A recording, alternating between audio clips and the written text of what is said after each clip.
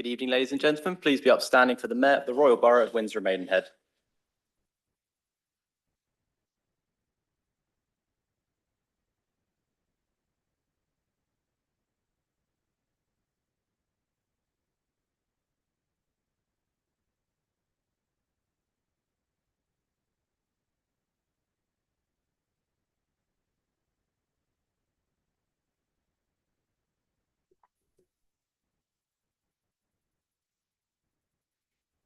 Before I open this meeting, I'd like to invite Father David Hopgood to start with a prayer.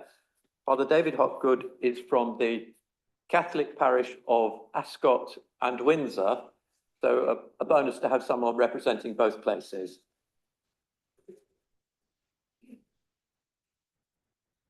In the light of Easter, we pray that the warmth and light of the risen Lord might give hope and strength to those in our borough who are struggling, sad or lonely.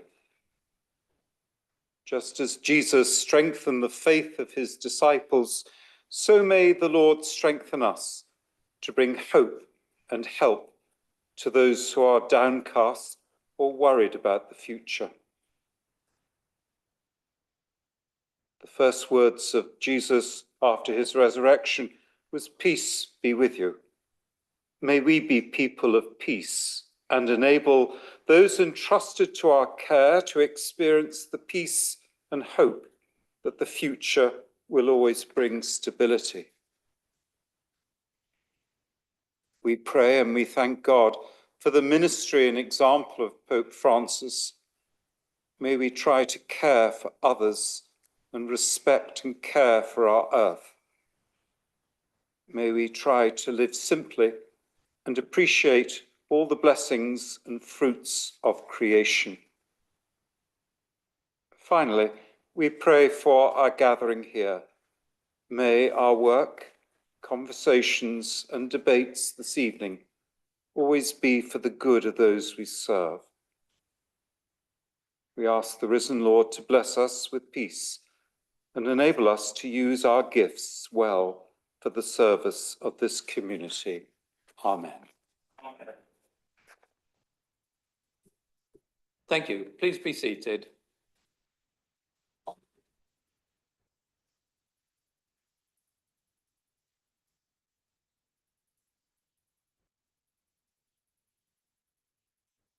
Well, good evening, everyone. I would like to welcome you all to this hybrid council meeting. My name is Simon Bond. I'm the Mayor of the Royal Borough of Windsor and Maidenhead and will be chairing the meeting. It's being both recorded and streamed live on YouTube. I would like to remind all attendees, whether here in the room or in the Zoom meeting, that participation indicates consent to the audio and video being streamed live and acknowledgement that after the meeting, it will continue to be available in the public domain. Please respect that during the meeting, I may need to take time to discuss procedures with officers. If a point of order is raised during the meeting, please ensure that you indicate immediately the rule or law and the way in which you consider it has been broken. My ruling, however, will be final. There are no planned fire drills this evening, so if the alarm does sound, please leave in an orderly fashion by the nearest exit or rendezvous across the road by the fountain next to the main entrance to the library. We will now move to item 1 on the agenda. Are there any apologies for absence? Yes, I've received apologies from Councillors Majid, Councillor Reynolds, Councillor Luxton and Councillor Hill. Councillor Cross and Councillor Carol da Costa are attending virtually. They can participate in the debate, but they cannot vote. Any other apologies that should be noted?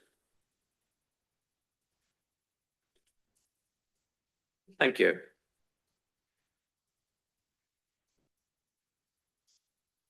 To agenda item 2, minutes of the previous council meeting, which was held on Wednesday, the 5th of March, 2025.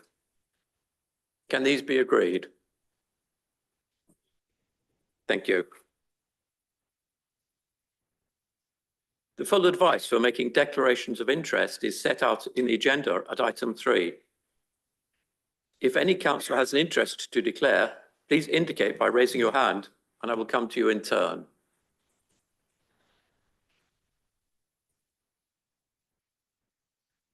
No? Has anyone remotely indicated an interest? Thank you. There are no interests indicated.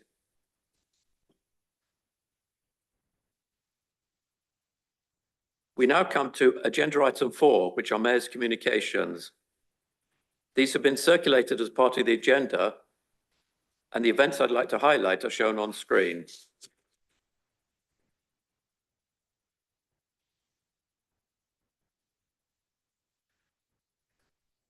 I hope you all had a good Easter break. I went to the Easter 10 race. It attracted people from all over the region and London, and there were all ages there. There must have been a few hundred runners. There was one award category for the over 80s. I also went to the Eco Hub's second anniversary for a question time with their MP and the Cabinet Member for Climate Change and Biodiversity, and to a family fun day in a local park.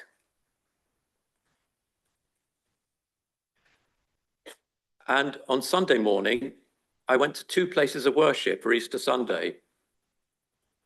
The first of which was the 9:15 service at St Mary's here in Maidenhead. It was good to have confirmation that I was appropriately dressed for the occasion when my driver said that I looked very dapper.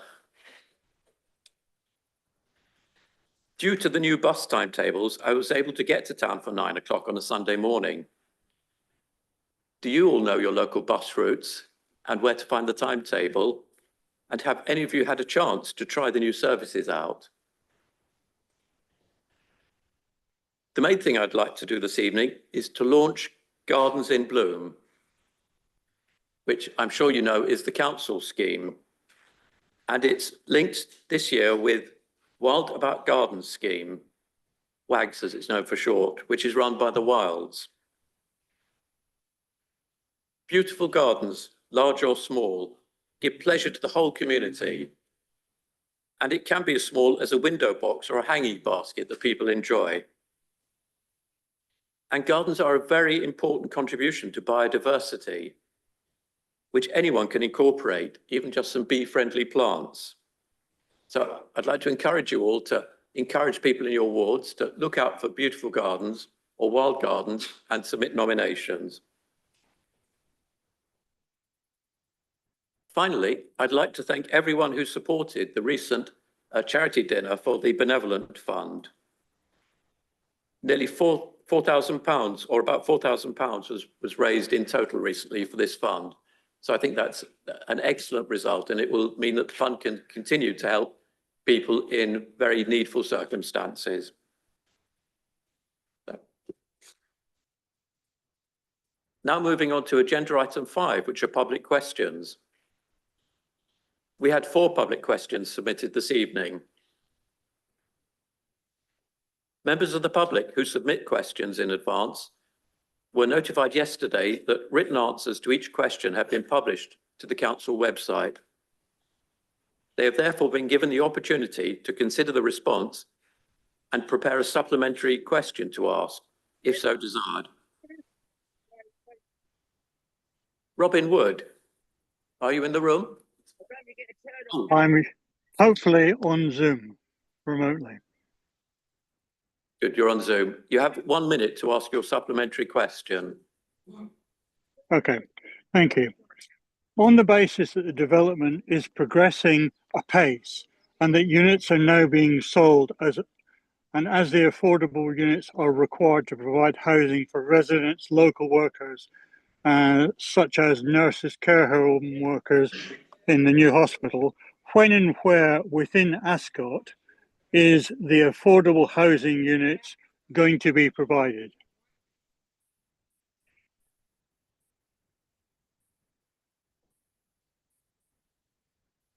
Yes, thank you, and thank you very much for your question and supplementary. Clearly, the best way to ensure that affordable housing is provided in a timely fashion and in the locality of the development is to ensure that the developer provides this on site.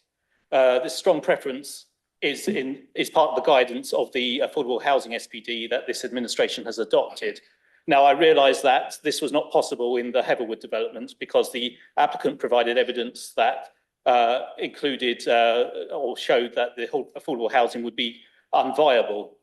Fortunately, a late review in the Section 106 agreement then showed that the scheme could actually afford to spend almost £8 million. But of course, at this point, it could only be provided for a financial contribution. Thanks to the same SPD, these late stage reviews are now a requirement whenever viability is invoked.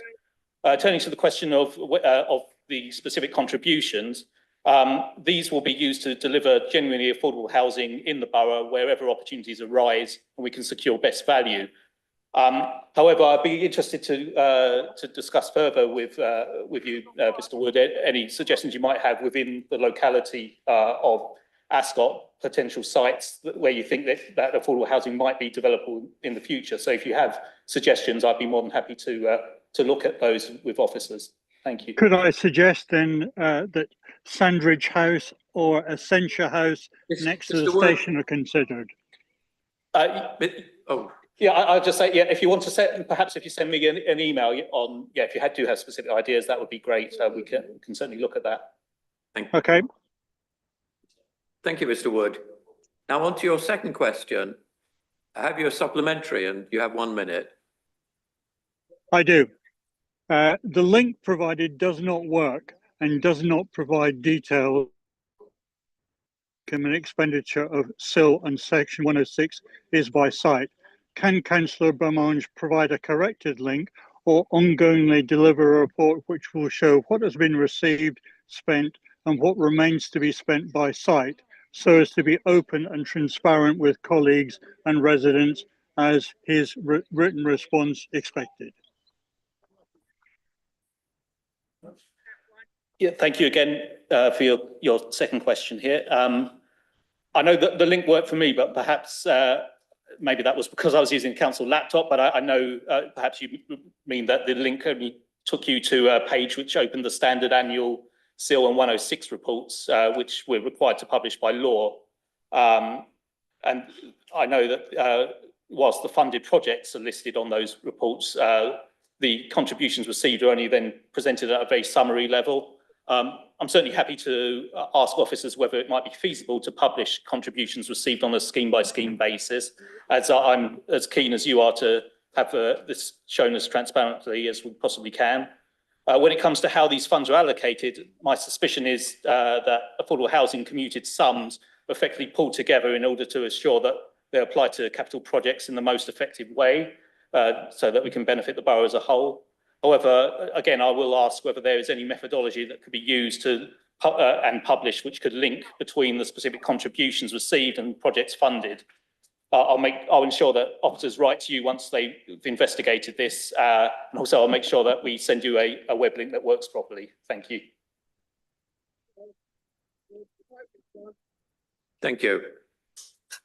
On to the next question. Rachel Luxton, have your supplementary question and you have 1 minute to ask it.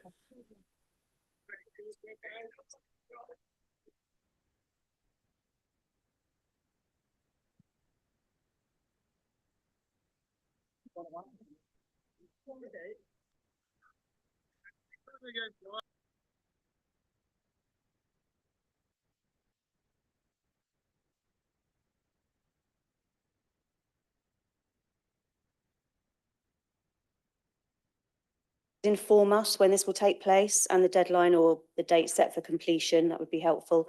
My supplementary question is, will there be unbiased factual information and questions along with confidentiality for the members surveyed, given the concern that many people have of speaking out against Israel's actions in Gaza and the punitive measures taken against many individuals and organisations in this country that dare to criticise Israel's actions?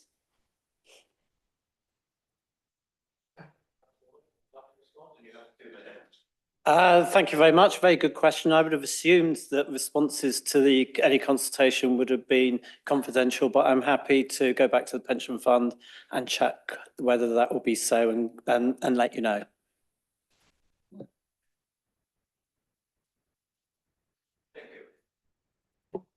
Rachel, do you have a supplementary to your second question? And again, you have a minute.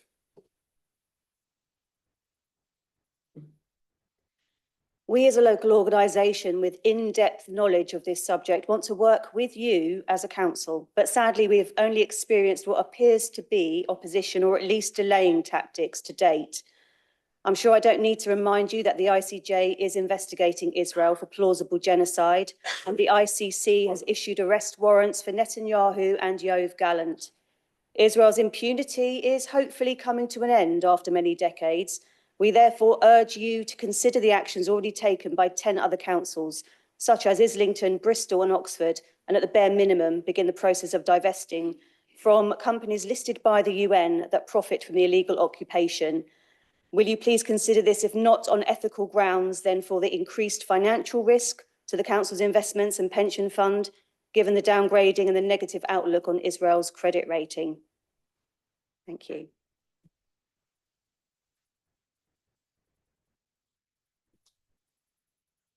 Thank you very much for the question. It's clearly a massive issue of great deal of interest to a lot of people. I'm sorry that you feel that you've been blocked from asking questions. I'm happy to sit down with you and talk through some of the issues at your convenience. So I'll make sure, if you can get in touch with me, we can have a conversation. Thank you.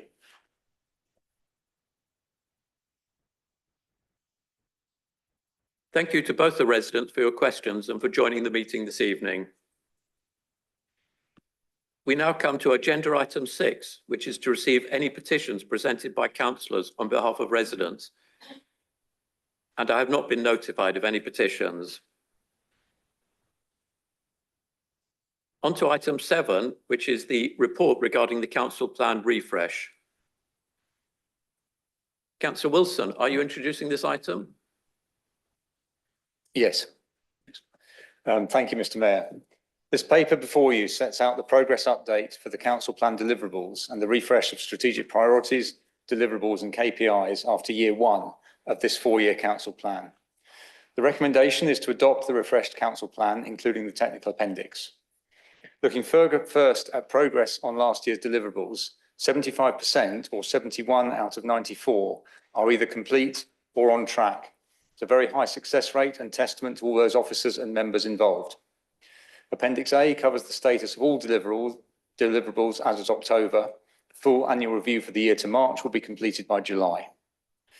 Among the highlights, under Aim 1, which is to put the council on a strong financial footing to serve the borough effectively, we've established stronger governance structures across both officers and members' work, and we've implemented new customer relationship software to improve digital access to council services by residents.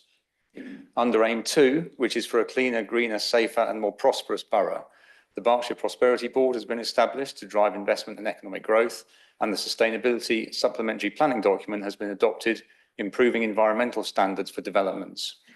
Colleagues will talk to progress in other services shortly. Turning to the current year refresh, we have reviewed the aims in the context of both internal and external developments and have made some key refinements.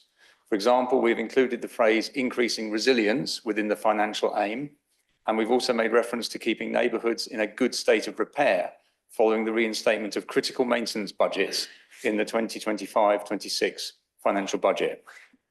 Important recommendations from the recent SIPFA reviews and actions from the Financial Improvement and Sustainability Plan are incorporated throughout the deliverables sections, embedding them into the council's operations and performance management and reporting. Deliverables from last year that are complete or have been integrated into business as usual have been removed from the 25-26 update. So overall now for the update, there are 80 deliverables, being 32 existing, 23 from the Financial Improvement and Sustainability Plan and 25 other new deliverables. A similar process was undertaken for KPIs. We now have 82 with 50 from last year. Some have evolved into more relevant metrics, and contextual measures that the council does not control have been relegated to a separate section for reference only. Among the new deliverables on finance are building further rigour into the 26-27 budget process and a specific finance transformation programme that will address many of the outstanding points raised by SITFA in their reviews. Critically, we've restored maintenance budgets across key areas of Council's work, including for trees, parks, playgrounds, and very importantly, highways. We are commencing work on business improvement districts, including the tourism bid for Windsor, as well as a community governance review for the unparished areas of Windsor and Maidenhead. Relating to those unparished areas, and as a step towards the formation of town councils, I'm delighted to announce the creation of ring-fenced funding for both the Maidenhead Town Forum and the Windsor Forum. This concept, which is referred to in the Council's constitution, has been actioned now by this administration by taking part of the 25-26 increase in the unparished presets and delegating spending decisions and recommendations to those two forums.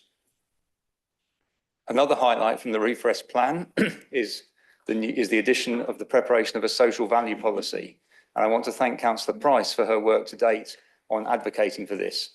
It represents a great opportunity to harness the support of suppliers and other stakeholders to improve the borough for all residents.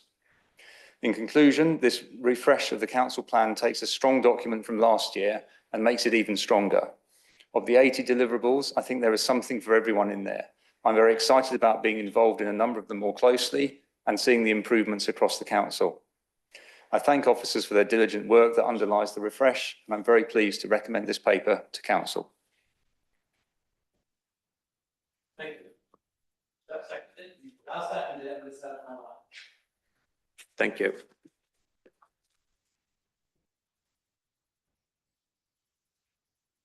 Right, so I now open this for debate. Each councillor has one opportunity to speak and has 5 minutes to make their point. Does any councillor wish to speak? Councillor Del Campo. Thank you, Mr. Mayor. Thank you for calling me to speak. I'll be totally honest. It's been a challenging couple of years. When we took control of the council in 2023, a friend told me that it would feel like trying to steer a tanker, and that was spot on. Those challenges have included inheriting a weak financial position, the extent of which has taken us some time to uncover, an ageing population with people living longer in poor health, and also that poor health starting earlier in life than before, and a housing crisis that means that more families than ever are turning to us for support. However, there are also significant achievements against the 5 aims of the council plan and our own manifesto that are important to acknowledge. We said we would invest to save. Mosaic was finally delivered and switched on in January this year, and as we start a new financial year, it's already proving its worth and giving us a much better handle on the finances. We said we would insource essential services where it makes sense to do so. We brought the statutory part of Optilis back in-house. We were the only council in the country to outsource this function, which is where the assessments and decisions about expenditure are made. We also said we would identify alternative funding streams. One thing I was shocked to discover was that the council had previously applied for grants under the Local Authority Housing Fund, known as LAF, but was required to pay them back because they had not been used. We have used the latest round of LAF funding, along with S106 money, to deliver temporary accommodation at St Edmund's House, and we're working with our housing association partners to deliver temporary accommodation that will become social rent over time. Looking to the year ahead, we're pursuing further opportunities to invest to save and insource where appropriate. We will be delivering a temporary accommodation strategy later this year and continue to look for opportunities to increase the availability of social housing and temporary accommodation. Key to this will be the redevelopment and reopening of John West House later this year. I've just given approval for our supported accommodation plans to be added to the forward plan for Cabinet, with a view to bringing a paper to Cabinet in July, and our first residents moving in the early part of 2027. And we continue to explore options to run our own nursing home in conjunction with Optilis to support our residents with the most complex needs. In health, I'm excited about the progress we're making on our 10-year health and wellbeing strategy, which will focus on 3 key life stages: best start in life, living well and ageing well, as well as healthy places. I said it before, I think I said it at the last meeting, but I'll say it again. Political cycles are short, but health and wellbeing are lifelong, and it's right that we take a long-term approach with a special focus on prevention. We have inherited a challenging situation, and this is an ambitious plan, but it's absolutely right that we go all out for our residents and do better by them than previous administrations. Thank you. Thank you. Councillor Amy Tizzy. Thank you, Chair. In this review and refresh of the council plan, 88% of our children's services deliverables are either completed or on track. That's 15 out of 17. And we've done that despite being one of the lowest spending councils in the country for children's services, and whilst facing increasing pressures in demand and rising costs. This is the result of deliberate decisions taken by a Liberal Democrat administration focused on transformation, efficiency, and delivering the right help early. Our Think Family approach is now embedded in our family hubs, offering early joined-up support across housing, adults and children's services. And already 8 families have been supported to keep their children out of statutory care. These are the hubs that were once at risk of closure under the Conservatives. We've launched a dedicated outreach team to prevent care placement breakdowns. They work evenings and weekends to keep young people at home and to avoid the trauma and the cost of care. And we're building for the future. The purchase and refurbishment work to open our own residential children's home is well underway. We're on track to open later in the year, which will reduce the need for extortionate and often less effective out-of-borough placements. It will also keep some of our most vulnerable young people closer to home and ensure high-quality care. We're supporting our care leavers to live independently and are working with housing colleagues to ensure they have the appropriate priority for social housing. This month, the new case management system, Liquid Logic, will finally go live, something that social workers have been seeking for years and which has finally been implemented under the Liberal Democrats. Our early help offer for mental health is expanding too. There's support for wellbeing and school attendance. Our schools are receiving training to manage the increasing challenge of emotionally related school avoidance. And our new participation strategy makes sure that young people are really active in shaping their own care and services. They co-produce their care plans, they lead their own reviews, and young people really have a voice in RBWM, as Ofsted recognised recently. And our groups like Youth Council, the Girls Forum, Kickback Children in Care Council, they're all growing in influence. Now, let's be honest. Under the previous administration, transformation often meant cuts. Support was stripped back, families were left waiting, and the staff were stretched too thin. Well, under the Liberal Democrats, transformation means something different. It's not about doing less, it's about doing better. It means prioritising early help, partnership working, and co-production with our families. We've already delivered 88% of our children's services commitments. That's a strong foundation, but we know there's still work to do.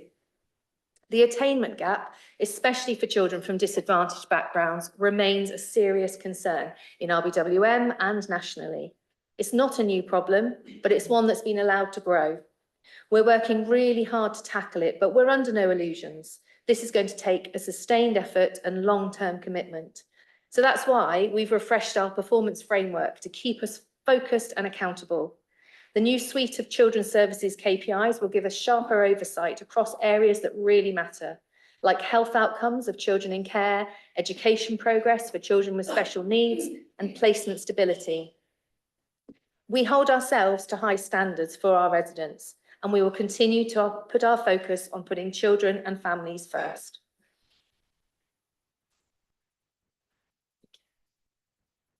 Thank you. Councillor Douglas. Thank you, Mayor. Mark's already mentioned parks, but I'd just like to add a couple of words, if I may. Parks have got a new deliverable around regular monitoring to ensure they are safe and well maintained for residents to enjoy. Look, there's no doubt there's been a lot of neglect over the years.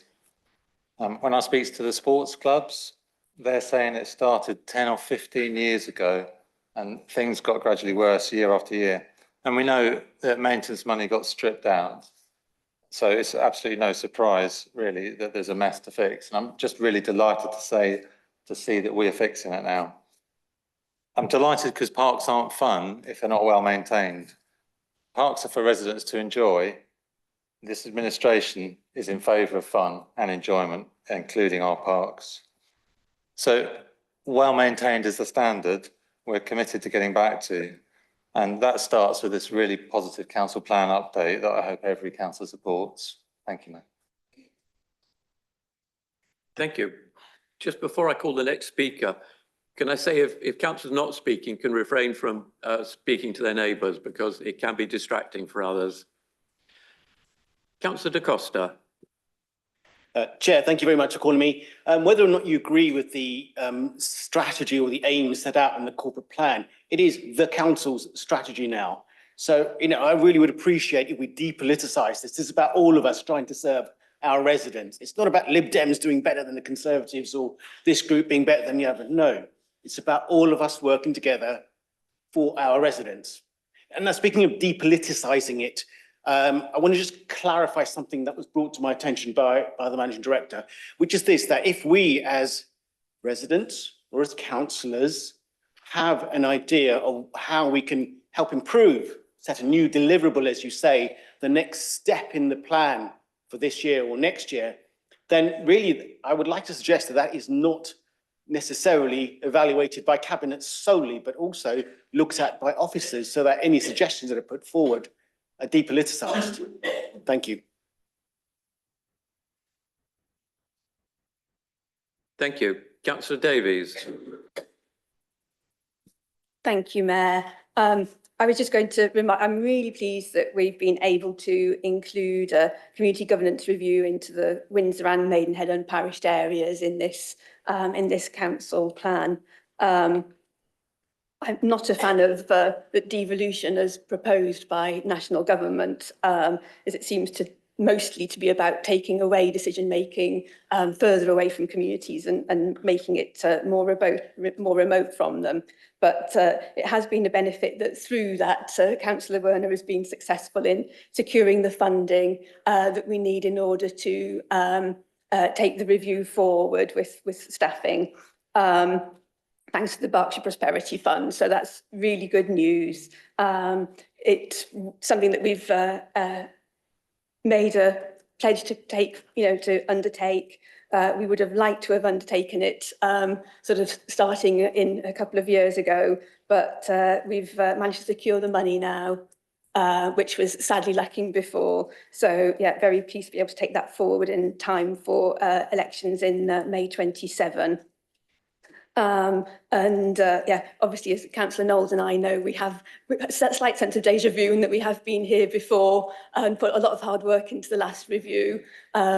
We could have had a council in place from May 2023, but here we are, and hopefully we'll be able to use some of the learning from that and build on it and produce a really strong plan for some local democracy at parish level in Windsor and Maidenhead.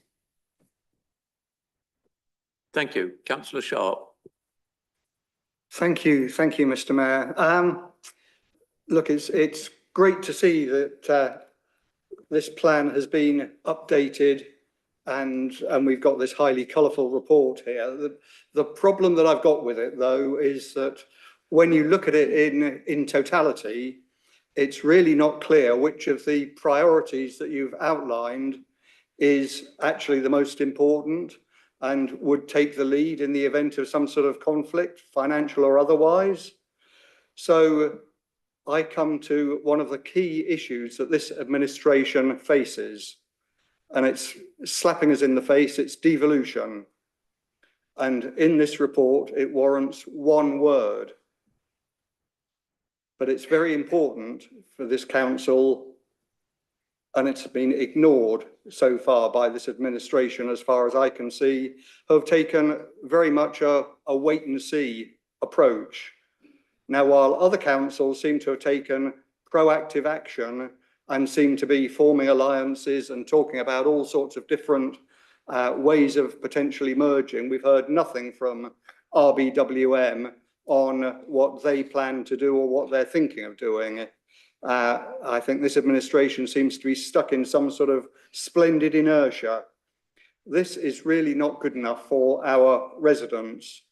Now, we're not advocating any specific way forward, but we can see that the reported moves by other councils we can see that the potential options that we might have available to us appear to be rapidly disappearing.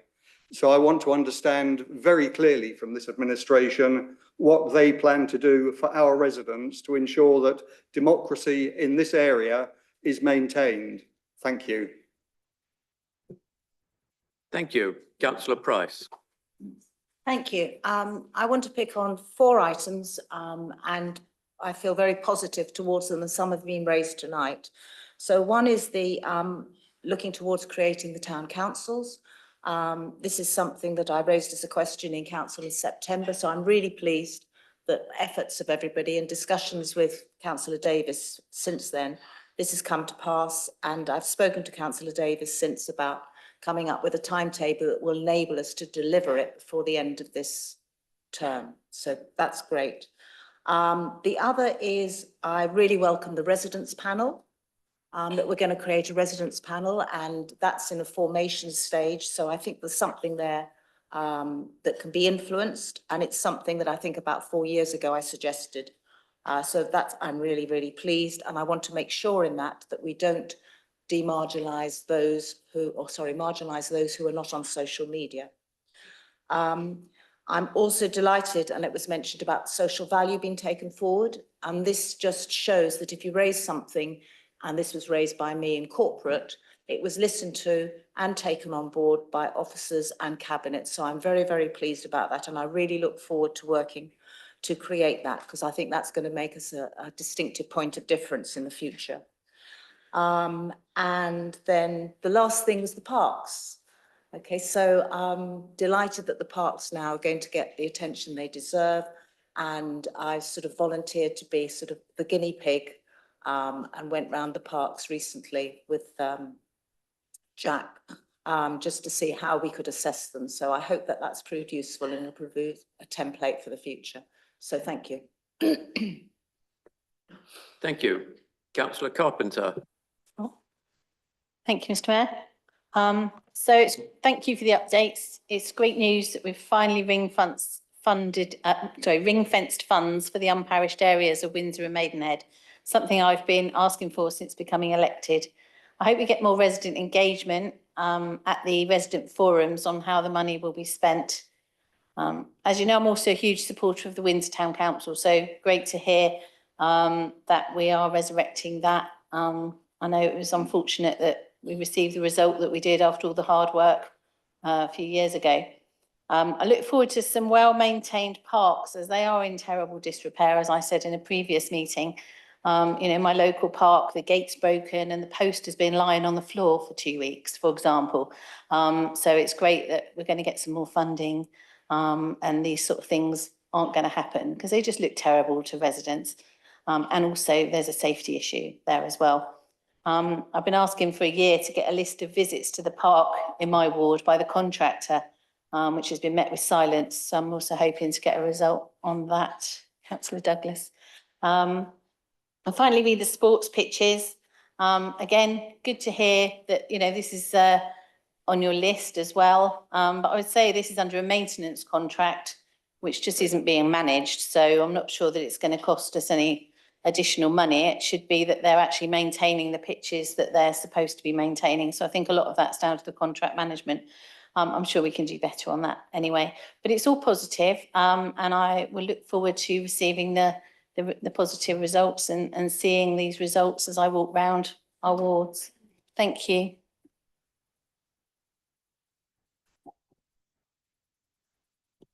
Thank you. Councillor Taylor. Thank you, Chair. It's just really so I'm really pleased to see the residents panel coming in and more involvement with the resident forums. I know our housing associations are all very good at having resident panels, and it's really important the residents are involved in decision making and giving ideas, because they're the people that live in the borough and they're the people on the ground, and they know what, you know, needs to be done that we might not see. I'm especially pleased to hear about the funding. I know that we've been talking about that on the Maidenhead Town Forum for the last 2 years. I think at the last meeting we had some really useful conversations with residents about what they thought about it and what they thought the funding should go to. So I'd just like to say I'm really happy to see that, and hopefully we'll have more resident engagement moving forward. Thank you. Councillor Moriarty. Thank you very much. Definitely think a lot of people have made lots of good points tonight about some of the best bits in the plan. I think the bit that I was particularly drawn to and pleased to see as a new item was the focus on engagement with local businesses. You know, one of the aims is to create a prosperous borough, and economically that's really important as well. And I suppose with all of this, I always think about my hometown, Maidenhead. You know, that's kind of what I live and breathe every day. I work in the town. And we've already seen Maidenhead become the home to organisations like Volvo Cars. You know, we've got their head office here in Maidenhead. We've seen companies like Black & Decker and Johnson & Johnson choose Maidenhead. So putting this economic forum in place, engaging with local employers and businesses to see what else we can do to boost that, I think is really welcome and comes at a good time once we've already got some people sort of leading the way on that. I suppose the other point I want to make is more of a kind of a message to colleagues who might have frustrations with aspects of the plan, who might have suggestions and recommendations about how we can improve it. And I kind of want to use the example of Councillor Price, who typically underplayed her role in the social value policy, because that didn't exist. That wasn't in the plan. It came up. And rather than waiting for people to approach her and ask her what she thought about that, she went and talked to officers. She worked with officers. She worked with cabinet members. And now we have in the plan that we will have a social value policy. And that's what good council work looks like. It's activism, it's passion, it's graft. And it doesn't come from talking about it in meetings. It comes from doing something outside of meetings. So just want to commend you for doing that. Well done. Thank you very much. Yeah. And I support this council plan. If you want to know where you're going, you've got to have a plan. So welcome it fully. Thank you. Thank you. Councillor Howard. I'd just like to address the issue of devolution, which was brought forward. To my understanding, devolution and delegation is pushing things down to the most appropriate level of responsibility and accountability. And all I see through this document is creation of town councils, trying to bring residents into engagement with councils and their communities. And so to me, devolution needs to be as low as possible, not the creation of multi-zone, high-level bureaucratic groups which are really distant from people. So long live more town councils and long live more parish areas.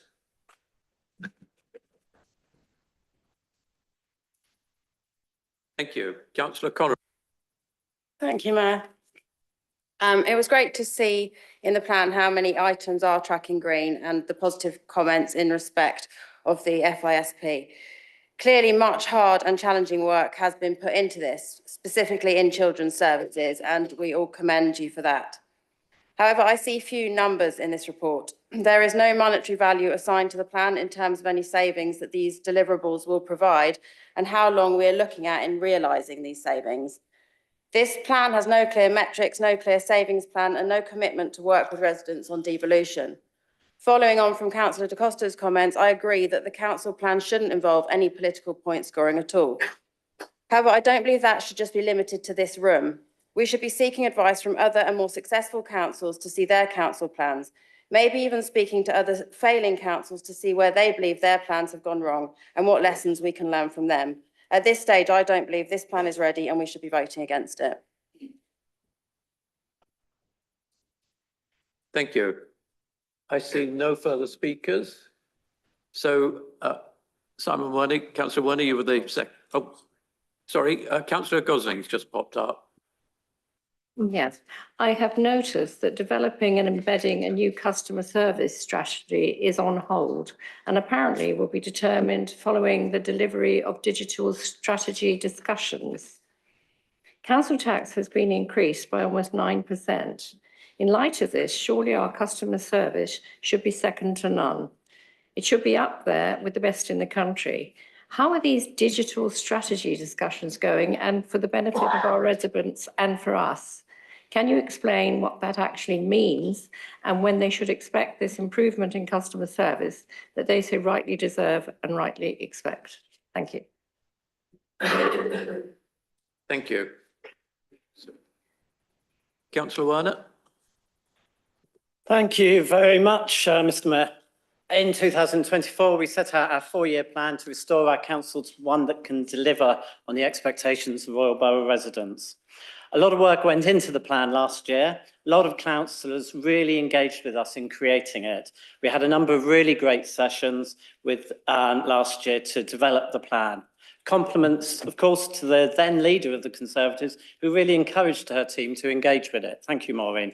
And I hope next year, when we do more than just a refresh of the council plan, the new leader of the Conservatives, congratulations, by the way, will take the same positive attitude. I am rather surprised by the comments about devolution, as of course we had a discussion at Cabinet about this very subject only a couple of weeks ago and agreed a way forward. I think it's so important for opposition members to watch the Cabinet members' meetings and even attend. Otherwise, they might look a little out of touch. Also a bit of surprise by the comment about talking to other councillors and experts. Again, watching Cabinet would have shown we've been doing exactly that a lot. So another strange comment. This is the first year refresh of our plan. While there have been some great progress, we have only just begun to scratch the surface of what we want to achieve. The last 12 months have been challenging, it has to be said, and have meant we have had to make tough calls to fix the mess we inherited and balance the budget. We remain committed to ensuring the council is on a strong financial footing, as without the finances, we simply cannot do all the things we need and want to do. Delivering our other priorities is just as important. This includes supporting the most vulnerable members of our community, including children, people with lifelong disabilities and older people, alongside delivering highly visible services like fixing potholes and collecting rubbish. Recognising what a fantastic place to live, work and visit our borough is, our key aims and priorities demonstrate our continued commitment to make this happen. To support this, we've put money back into the services that people tell us are important to them, but were historically stripped out, such as maintaining our streets and parks, working across council services and with partners to sort out litter, graffiti, fly tipping in the borough. We're also continuing our commitment to increase what the council is doing to head towards net zero and biodiversity, ensuring we are responsible guardians of our landscape and our wildlife. Building on the work that's been done over the last year, including new planning guidance focused on environmental standards and sustainability, and the work to improve efficiency and cut carbon emissions at council buildings, including Windsor Leisure Centre, our refresh plan includes a commitment to deliver a new climate and environment strategy for the borough by 2026. We have also been laser focused on improving services where we can, with ambitious plans to transform the delivery of services, where we can make them more efficient and ensure that residents get more value. And we have begun the huge challenge of building a more sustainable financial model that will ensure we can build on that success. Everything we do aims to demonstrate how the council is at the heart of the community, acting as a champion for our communities and businesses as we strive to create a borough of safer, greener and cleaner communities with opportunities for all. Thank you. Thank you. Councillor Wilson, would you sum up, please? Thank you, Mr. Mayor. A very good debate, I think. It's very good to hear everyone's contributions. I think what this plan shows, the refresh, is that we've been listening and we've been working collaboratively, and we've been focusing on what residents want and what everyone wants to be delivered for the borough. We've got some good KPIs, some good deliverables, so there'll be tracking and reporting. So there's a very good, there's a very good record. There's a very good future for transparency and accountability. So yeah, very pleased to recommend the plan. Thank you. The recommendation should just be coming up on the screen. Can this be agreed unanimously? Okay. Yes. Can all those present in the chamber please indicate by... Okay, have we got 5 people? Yes, we have. Right. Oren, can you conduct a name vote on this item, please? Thank you. Yes, so the motion is on the screen in front of you. I'll call your names out in alphabetical order. Please tell me if you're for, against or abstaining on the motion. Councillor Baskerville. For. Councillor Bermange. Councillor Blundell. Councillor Bond. Councillor Bra. Councillor Buckley. Councillor Del Campo. Councillor Carpenter.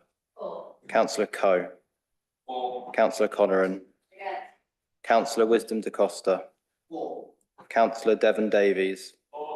Councillor Karen Davies. Councillor Douglas. Councillor Gosling. Councillor Grove. Councillor Howard. Councillor Hunt. Councillor Jones. Councillor Knowles. Councillor Larkham. Councillor Martin. Councillor Moriarty. Councillor Price. Councillor Reeves. Councillor Sharp. Councillor Shaw. Councillor Gurch Singh. Councillor Kashmir Singh. Councillor Taylor. Councillor Amy Teasey. Councillor Julian Teasey. Councillor Walters. Councillor Werner. 4. Councillor Wilson. Thank you.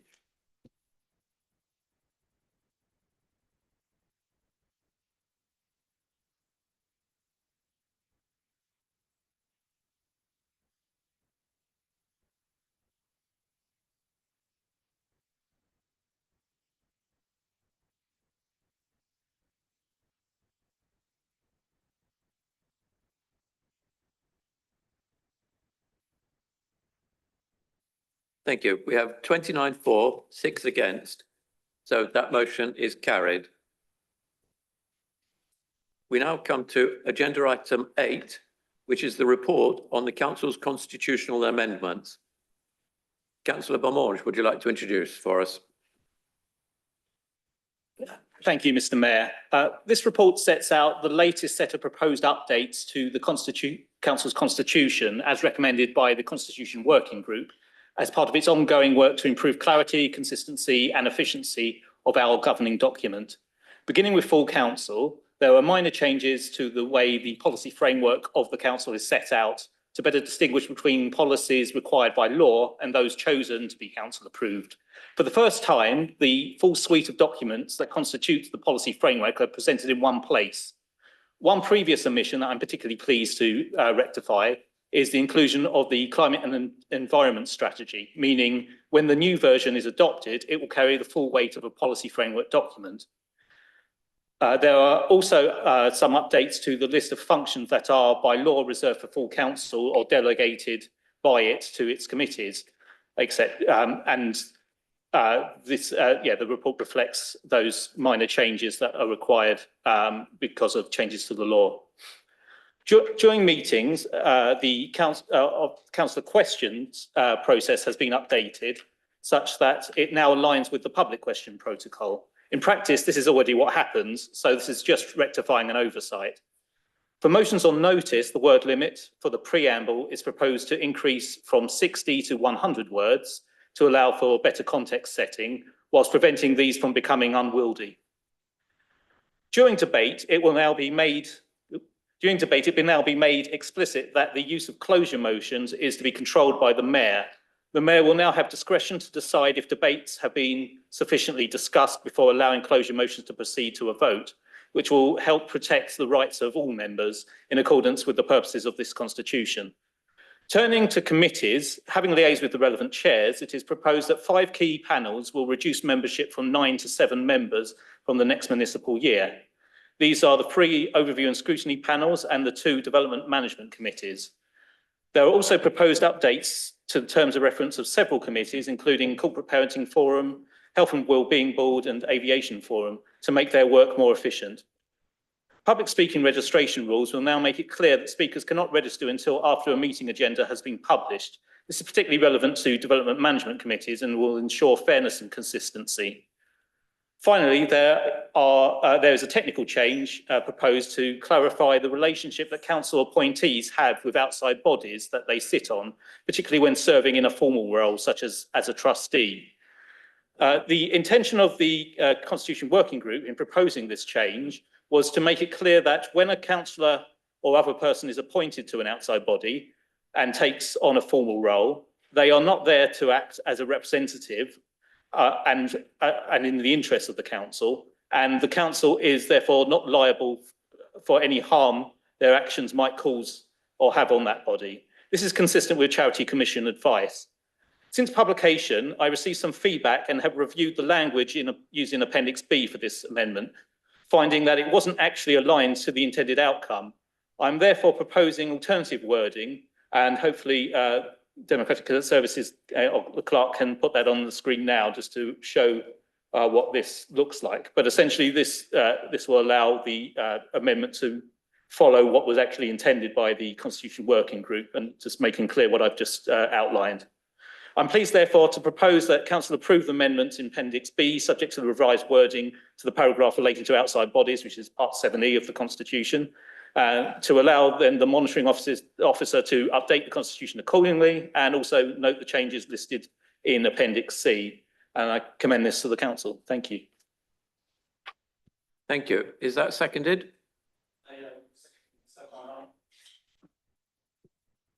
Thank you. So Councillor Werner is seconding. I now open the debate to any councillors wishing to speak. Councillor Da Costa.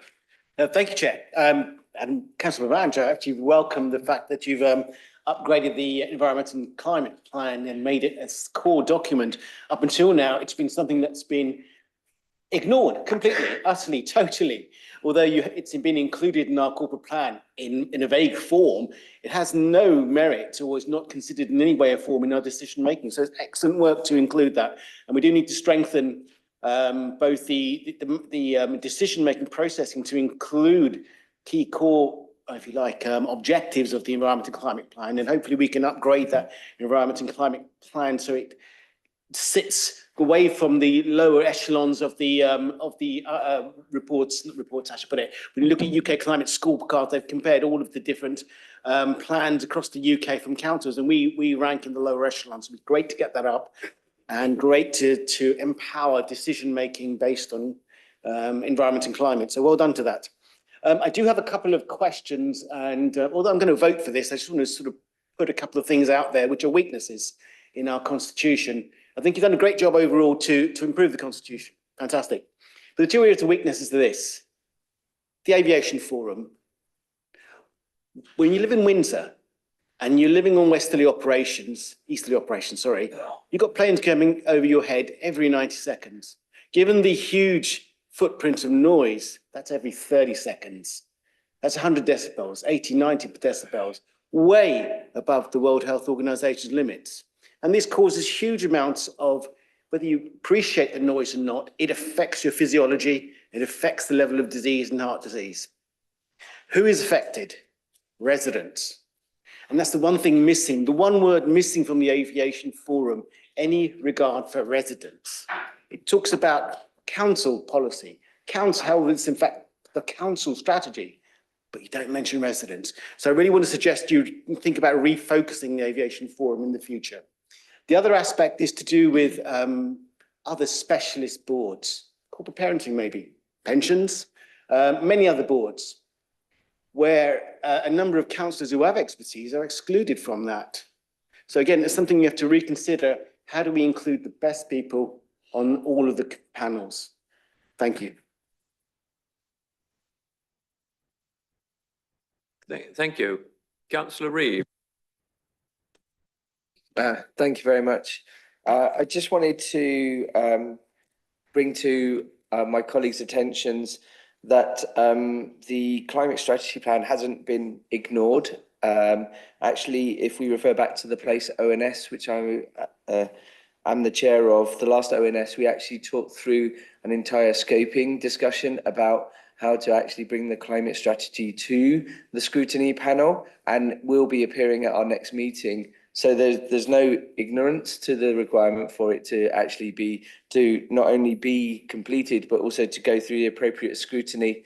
This has also been, there's been testimonial within the actual advertiser just the other week where there was a letter wrote which actually commended that it had appeared before the ONS, and that they had, although there was the scorecard issue, which has been noted and will be part of the discussion, that there was, I feel more encouraged and optimistic than I have for 3 years or so. After this month's meeting of the place overview and scrutiny panel, observation by the chair and certain other members suggest they suspect that all is not well, but that we are making efforts to actually scrutinise that. So I just wanted to make all of our colleagues aware of that it is actually a high level priority for us, and we are looking to fully scrutinise it, and it will be at our next meeting. Thank you. Thank you. Councillor Knowles. Thank you, Mr. Mayor. Sensible changes which have been discussed by the group leaders as they go through and the chairs of various panels. You have to remember, though, that everything on panels is doubled up because the subs you nominate, you remove them from being available for other things, basically, as well as acting members. So even though you reduce it to 7, there's a kind of a bill for every group or across the council for 14 people to be nominated. And this, in the old days of a huge council, is something which probably worked quite well, and also sharing posts around. But for example, the actual quorum for voting on planning is 3. So having a huge amount of people sometimes doesn't add very much to it. It's expediency and pulling it down, added to the proportional changes that comes in as groups change shape, as they do inevitably. You have this ridiculous situation where group leaders have to horse trade over half a position or a quarter of a position or something. So actually reducing this back down to 7, I think makes the maths a little bit more steady with the current shape of the council. So I fully support it, and I suppose chairs of other panels, and sometimes having seen the scrabble to find a sub and the existing system, it's not kind of edifying, and it puts a lot of pressure on elected members to suddenly drop what they're doing and appear like magic. So hopefully we can stop that happening in the future. So I fully support this motion. Thank you. Councillor Davies. Thank you, Chair. I just wanted to respond to Councillor Da Costa's comment about, it's the second time I've heard him saying that we ranked in the lower echelons of the climate scorecards. We actually got spot on the average score for a unitary authority, which I think is pretty reasonable for a council, a small unitary council that doesn't have the benefit of being a London borough. And as Councillor Da Costa knows as well as I do, that before we started work in 2019 on the climate strategy, absolutely nothing had been done until then, whereas other councils had been working on this work for sort of a decade before that. So I think I would just sort of take exception to that sort of comment, which has been repeated.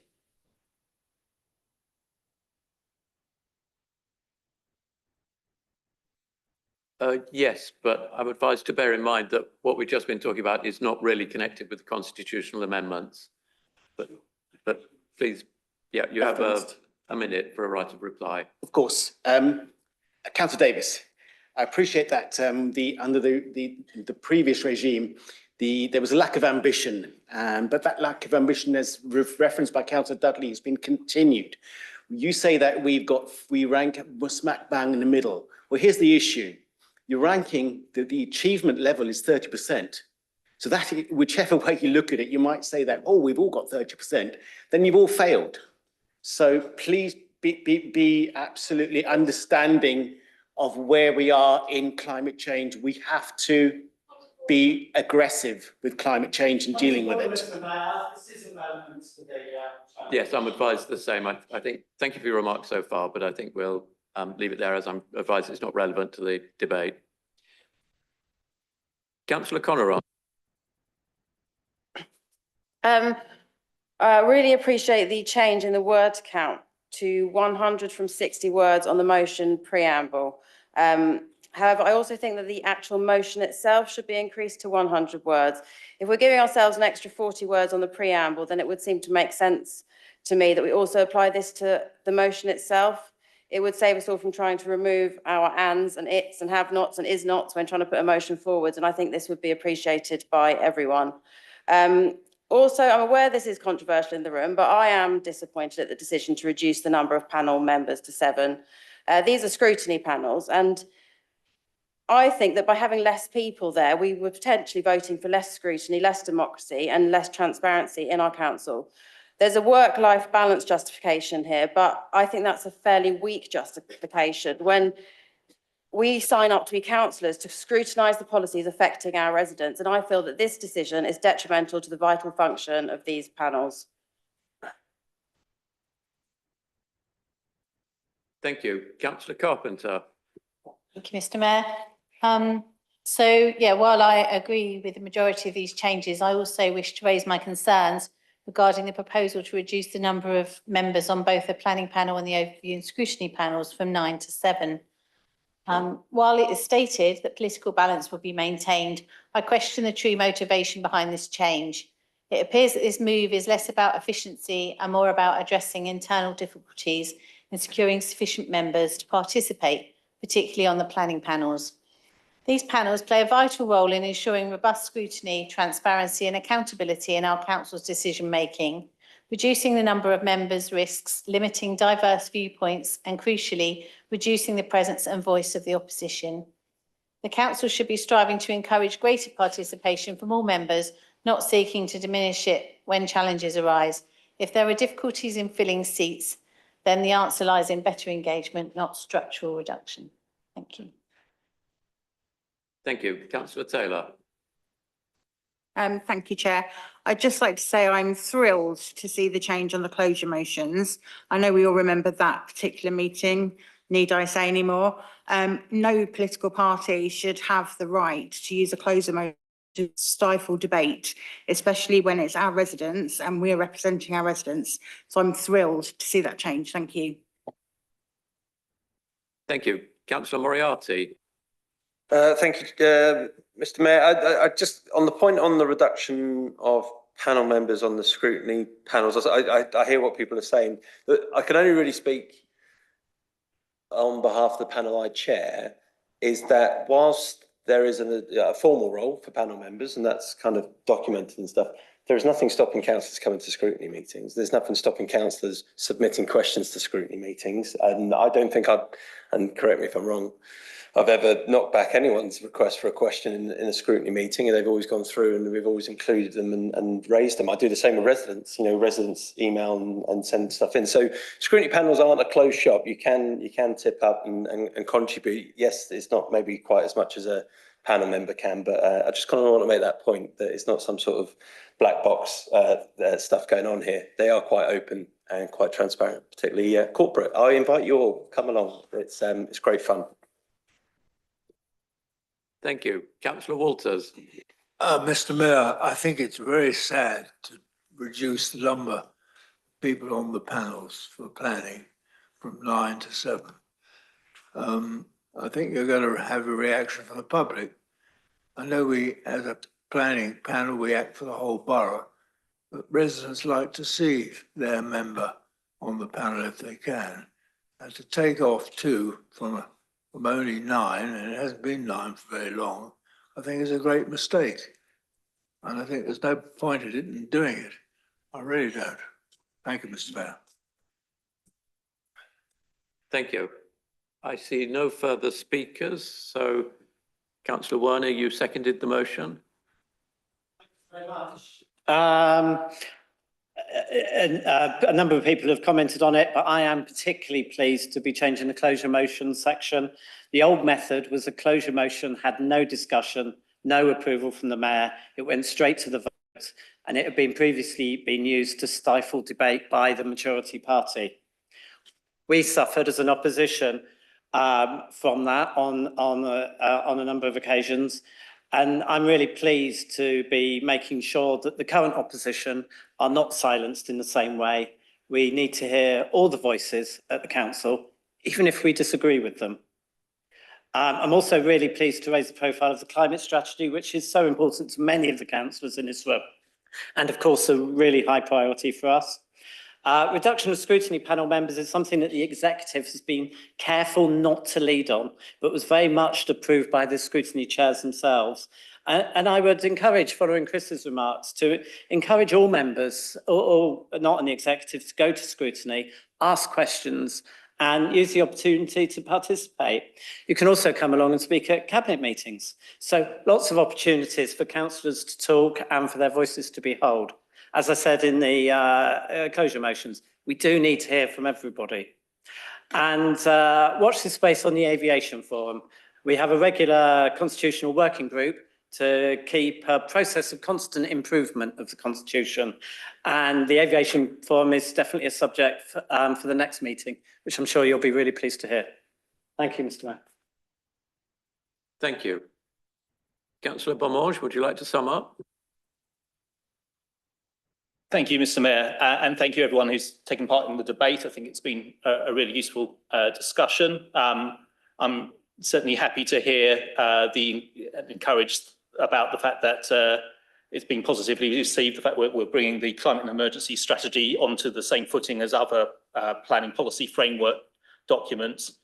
I remember many years ago there was actually a call-in for something, and one of the reasons for the call-in was it didn't accord with the climate strategy, and unfortunately that was the point where I found out, because the monitoring officer at the time advised the panel there that actually the climate strategy isn't one of the policy frameworks, so we can't use that. So I think it does actually have a tangible impact.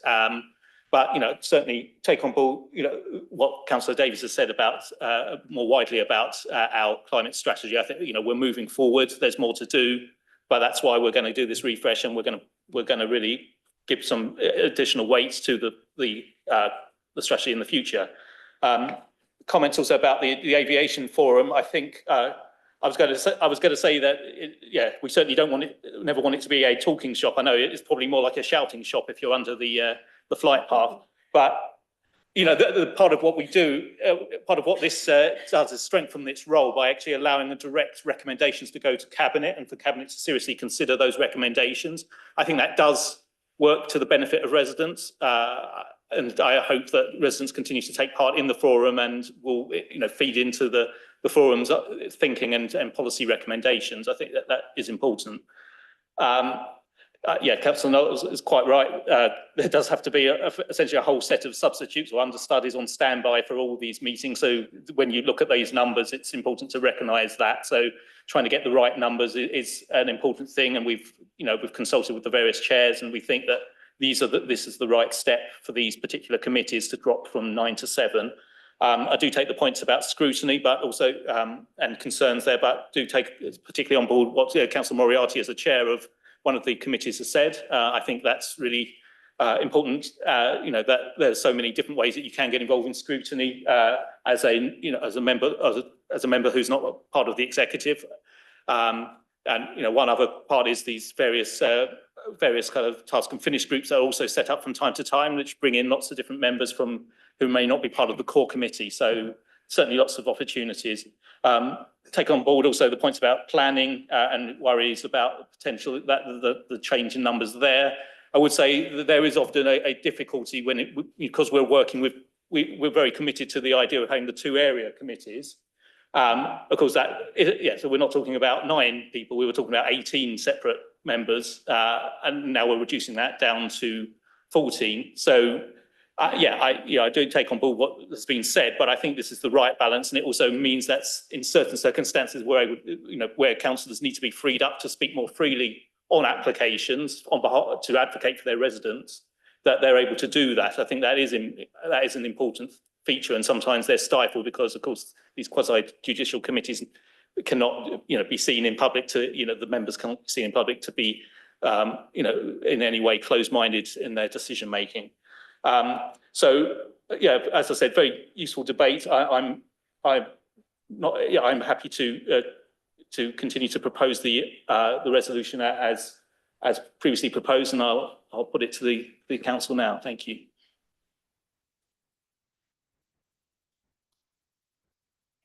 Thank you. So the recommendations are set out in the agenda papers and on our screen. Can this be agreed unanimously? Sorry, did I hear a no somewhere? Can you wave if you said no? Okay, can all those present in the chamber please indicate by raising your hand if you support the recommendation? Are there 5?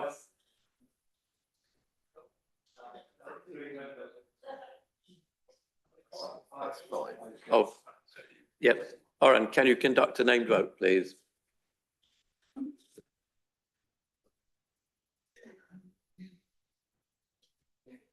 Thank you, Mr. Mayor. So again, the recommendation is set out on screen. Councillor Reynolds, I noticed you've joined us, but as it was during the debate, I won't read your name out for this one.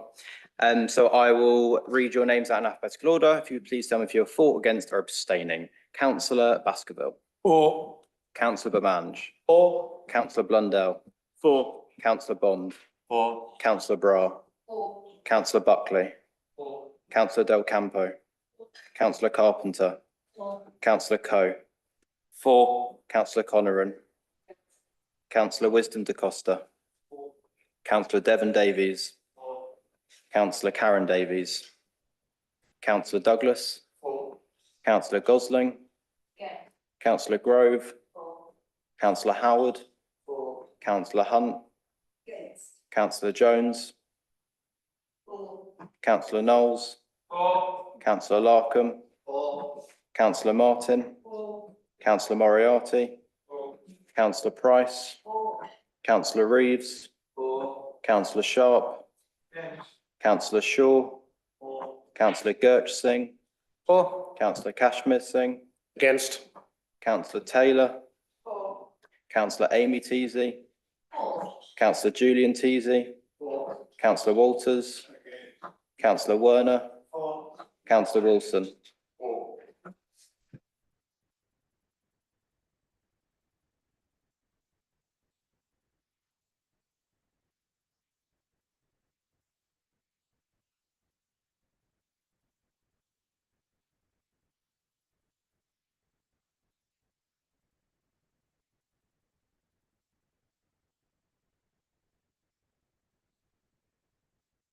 The result is 29 for, 6 against, so that motion is carried.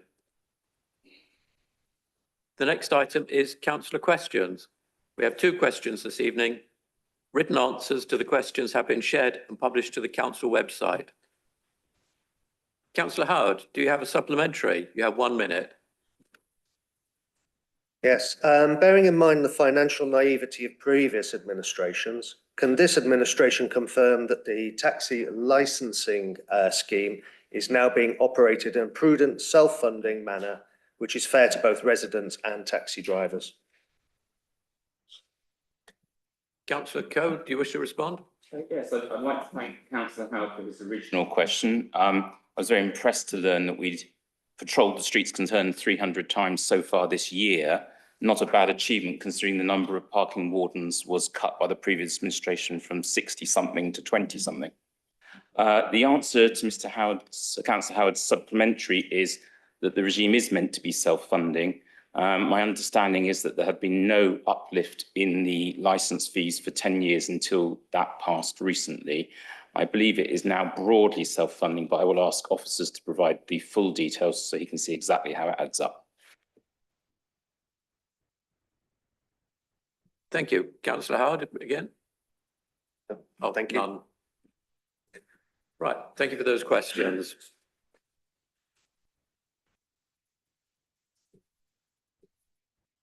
The next agenda item is motions received, in which we had 2.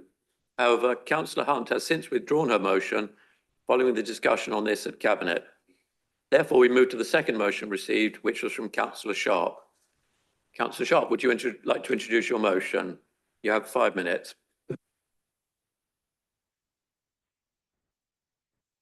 Thank you, Mr. Mayor and fellow councillors. Look, this is really very, very simple. What we are asking for here is absolute clarity and, more importantly, transparency on how the council got into the situation from a financial point of view that it is currently in.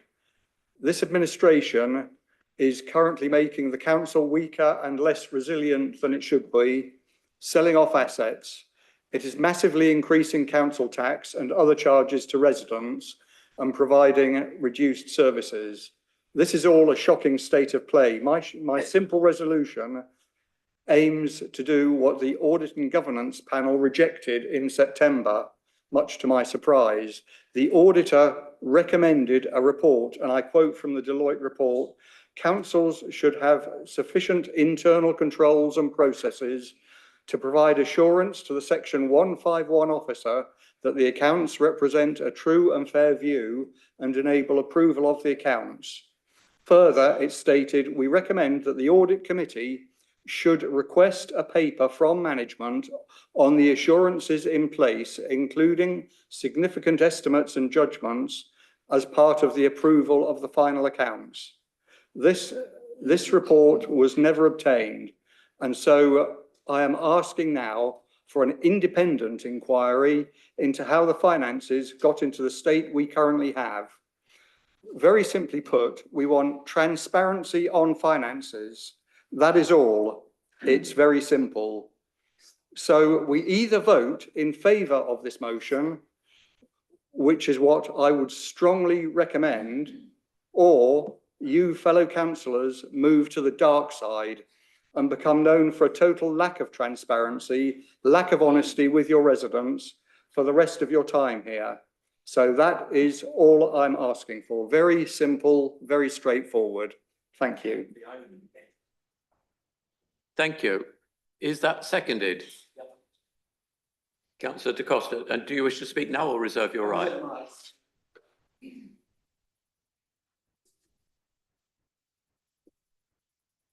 Fine. I now open this to debate, and I see the first name is Councillor Wilson.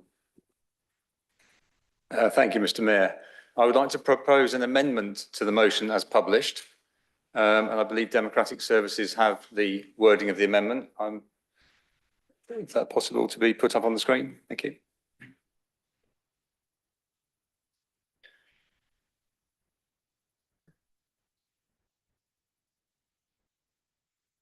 So the amendment that I'm proposing reads that this council acknowledges the work the current administration has undertaken to resolve the financial problems caused by previous administrations and requests a report is brought to a future council meeting on the failures of financial management and governance as already detailed in the two previous SITFA reviews and external auditors' comments, including the potential cost, benefit, scope and feasibility of a further investigation.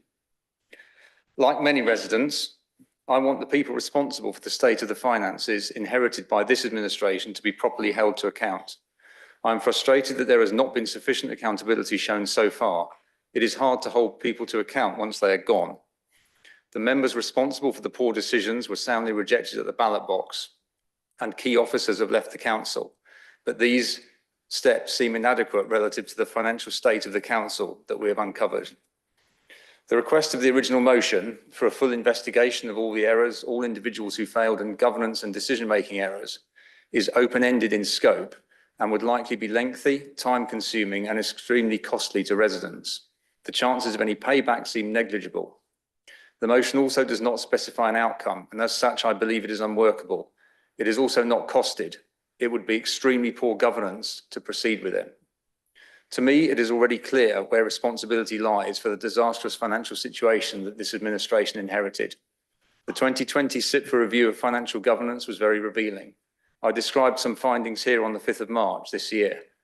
Dominant members, wildly optimistic capital forecasts, and a lack of financial transparency are some choice phrases from that report that stick in the mind.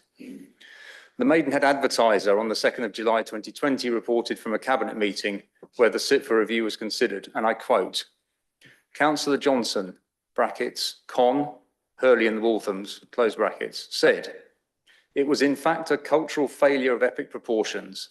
The allegations of undue pressure, circumvented process, closing down or indeed blocking those who raised genuine concerns created a toxic culture which spread throughout the organisation. End quote. That's quite clear to me.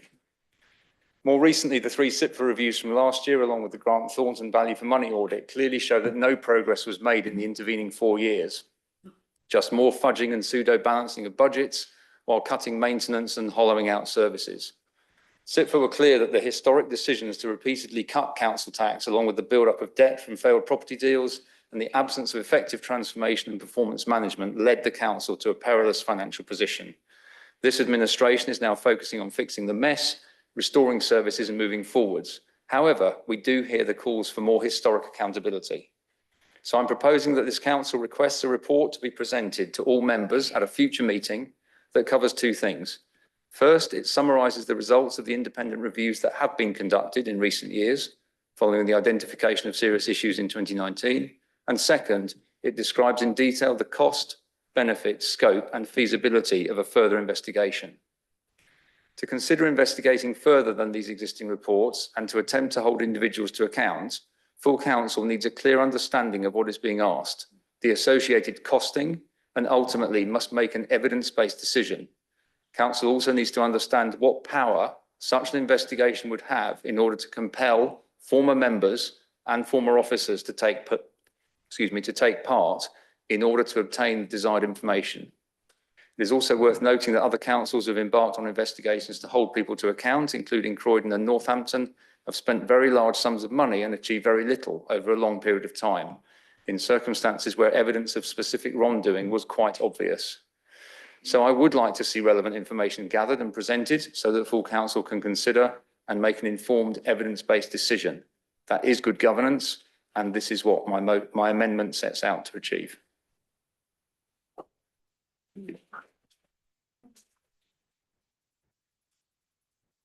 Thank you. Councillor Sharp, can you clarify whether you're accepting that amendment or not? To me, Just yes or no is fine. no. Right. Thank you. So as the amendment is not accepted, we will now debate the amendment before voting on whether or not to accept it. Councillor Jones, are you seconding? And are you? Fine. So just to clarify, we are now going to debate the amendment and then vote on that and then return to the main motion.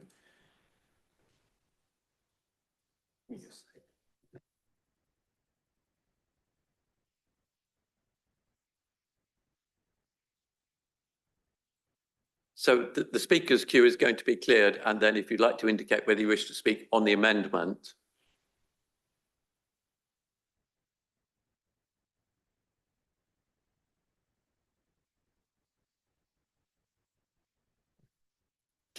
Councillor Werner. Thank you very much, Mr. Mayor. I can really understand where this motion is coming from. I genuinely think that you mean it for the best of intentions. I really get the desire for having individuals to be named and shamed. Emotionally, I'm 100% with you.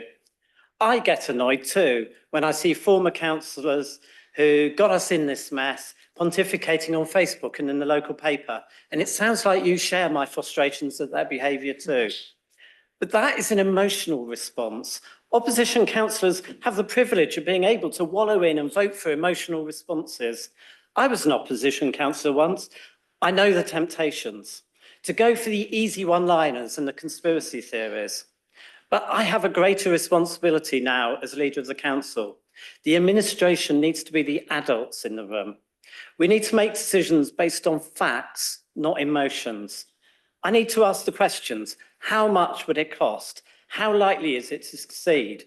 Will we learn more than we have already seen in the SIPFA reports and the auditor's comments? As Mark has said, the SIPFA reports are quite clear as to where the blame lies. The 2020 report says there appears to be little differentiation between officers and senior member roles and responsibilities, who appear to be treated as senior executives rather than elected members. There was no recognition of the problems in governance this would create. And in another place, it talks about dominant members leading to no appropriate challenge or recognition that challenge is a good thing. This clearly lays the blame firmly with the senior members in previous administrations who, amongst other things, abolished the chief executive role and encouraged the dominant member governance style. We promised when we came to power that we would make decisions in an evidence-based way, making sure we had the facts before we made decisions.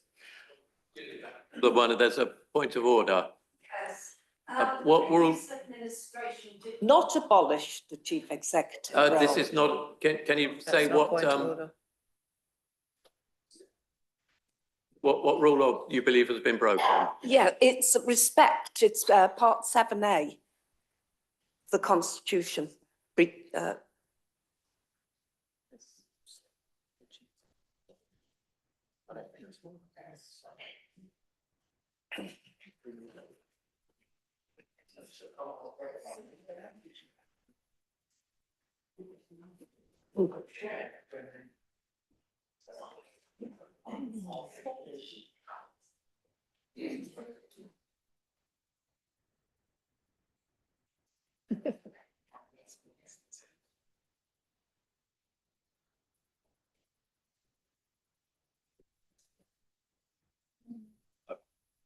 Councillor Warner, we think you said abolish the role, but it's now under a different name. Can you just clarify that for everyone's benefit?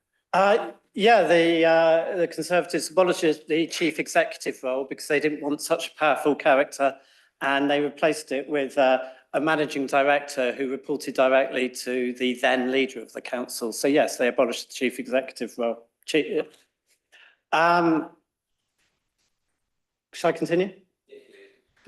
I'm not sure where I got to. The CIPFA reports clearly lay the blame with senior members in the previous administration who abolished the chief executive role and encouraged the dominant member governance style. We promised that we would make decisions in an evidence-based way, making sure we had facts before we made decisions. I think the original motion really shows how the council got into the mess in the first place. If this is a style of decision-making that took place under the previous administration, making decisions on the hoof without having any idea of how much it would cost, without any thought of the consequences, and without thought of whether it would succeed, knee-jerk decision-making. So I am supporting the amendment. We cannot commit the council to spending an unknown amount of money with no idea whether it will achieve anything at all. We need to find out those facts first, then make the decision, evidence-based. Thank you. Councillor Coe. Thank you, Mr. Mayor. I, like a lot of residents, would love for the particular individuals to be named and shamed. But I think we have spent a lot of money on reports and investigations. And I think, residents know who's responsible. That's why the election result was what it was in 23. Residents in my ward regularly name one particular individual who they hold to blame. And I tend to think that they are right in the individual they've identified. The rules that used to allow councillors to be surcharged have been repealed, which is a bit of a shame because some of the previous Conservative councillors were perhaps affluent enough to make a significant contribution to council coffers, were they found culpable. But I think Councillor Wilson has come through with a very responsible compromise, which is that we should assess what such an investigation would cost and what it would deliver and make an informed decision. So I'm very happy to support the amendment because it seems to me it doesn't say no, but it does say we need to make this decision responsibly in an informed way. Thank you. Just before I call the next speaker, I'm reminded that there shouldn't be whispering in the background because it is quite distracting for councillors.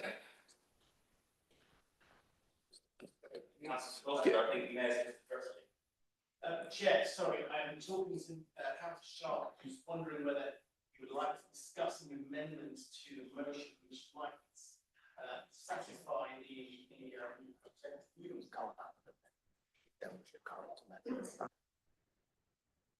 I'm told we couldn't have an amendment until we finish discussing the amendment. So, I'm afraid. Watch this space. Right. Councillor Price. Thank you. I am supportive of this amendment and I would like to draw the following to your attention. First of all, Councillor Jones' statement at Cabinet on the 10th of October did actually outline the cost of the accounting difficulties and inaccuracies and the overspend and the temporary funding at that particular time. But I also want to draw everybody's attention to the Cabinet meeting of the 16th of December 2021, okay, where officers and Cabinet members are named on paper. See item 6, Roman numeral 3. Okay. What happened is members and residents were actually misled.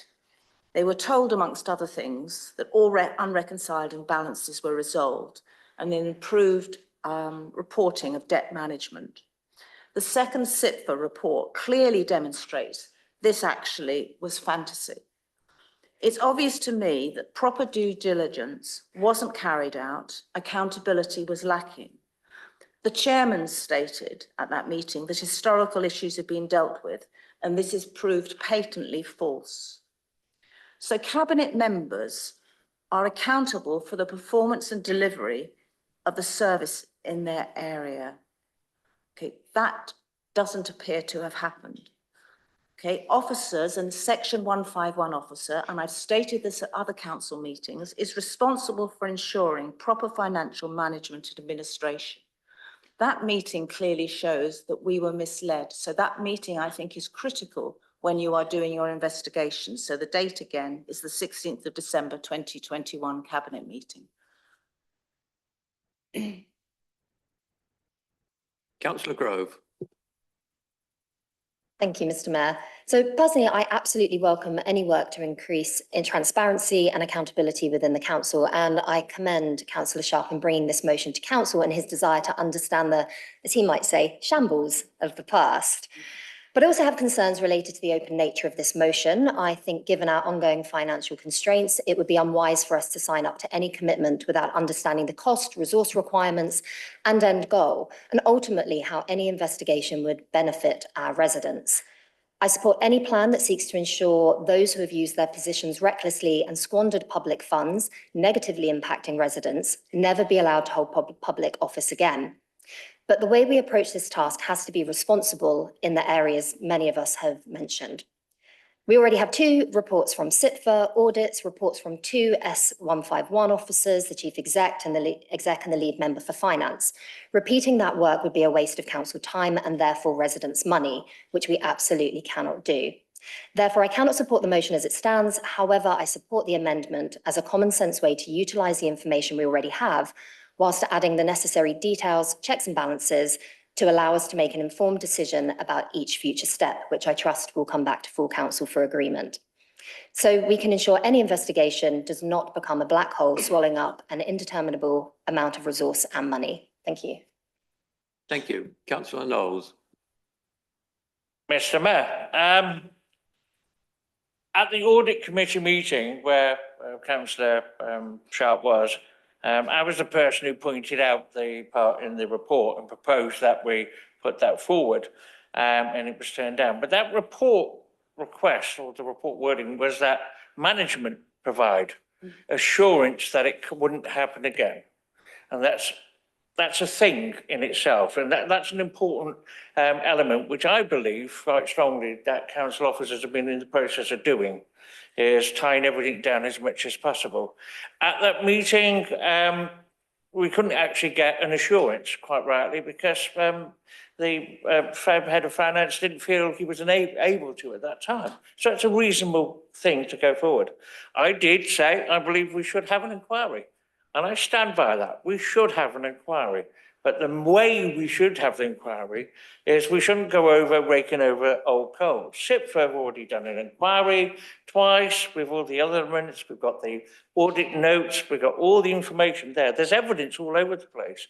What's really needed is somebody to provide a summary of the evidence and to actually provide some findings. And I think that's best served by this amendment. And it's not raking over the past as such. I did when I read the motion, although I do get on well on audit with Councillor Sharp, I did feel it was a bit like turkeys voting for Christmas, really. in a way. Because it seemed to be trying to turn it back on yourself. I couldn't understand the motive of it. I do believe that Councillor Sharp wants an independent inquiry, as I do. I do strongly believe. I just think the wording of it was a bit strange. So I fully support Councillor Wilson's amendments, but still I want to find out, and I want people to be accountable. That's the most important thing in this. You can't kick all the toys out of the pram and then run away and nobody know who you were.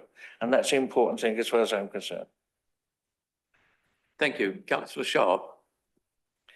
Yes, thank you, Mr. Mayor. Look, I'm delighted. We're all in agreement. We want this report. All we're talking about is the form and format and actually how we get that report. That's all we're talking about. And I can't believe that we've actually had to expend so much energy on something that is really very simple. And contrary to many people's wild fantasies in this room, I'm not, absolutely not, after a name and shame. I want to make that totally clear.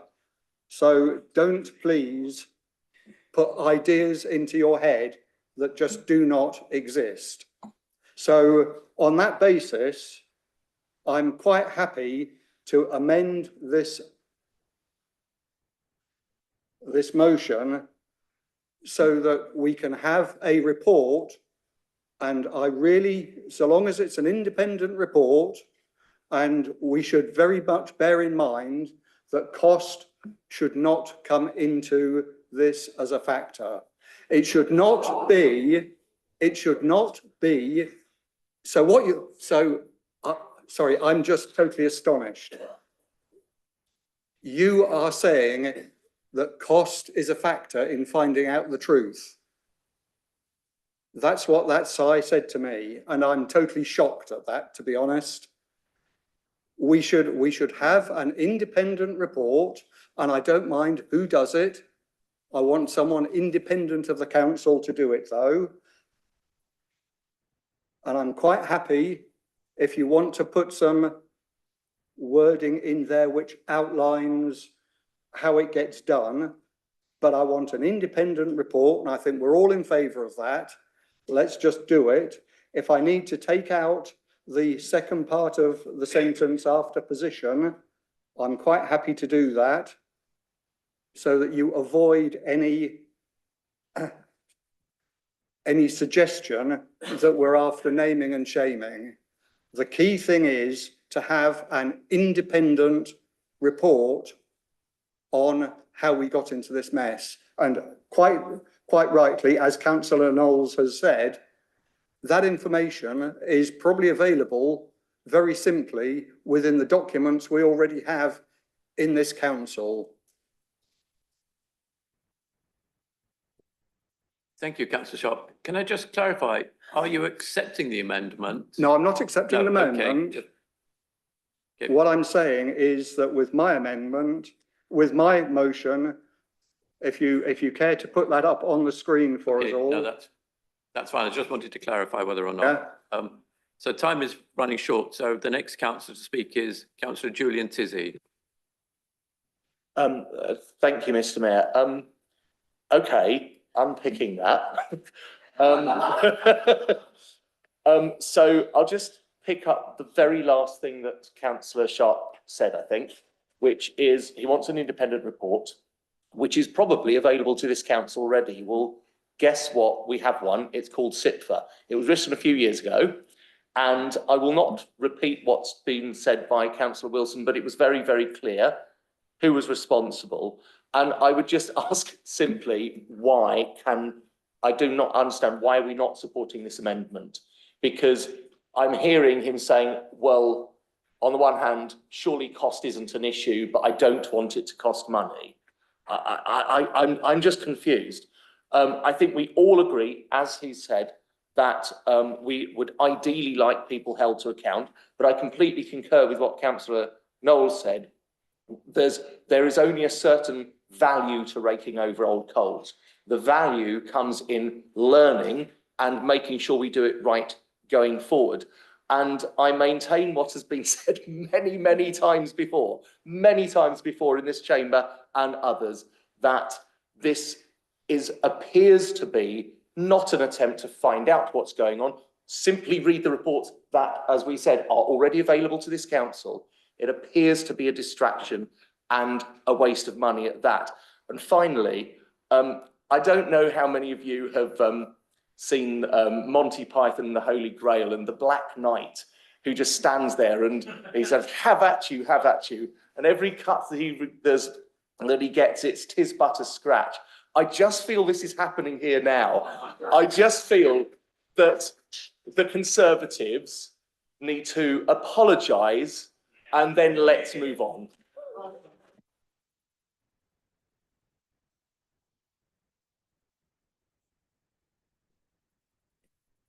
There are only a few minutes left for the debate on this item. Councillor Da Costa. Very much. Listen, I think Councillor Knowles and Councillor Sharp have said we're in agreement that we need an inquiry. It's disappointing that we resort to farce because this is a serious issue. It's not just about the individuals. Yeah, sure, SIPFA have commented on some aspects of why the global position went wrong, but they didn't look at a detailed investigation as to what happened.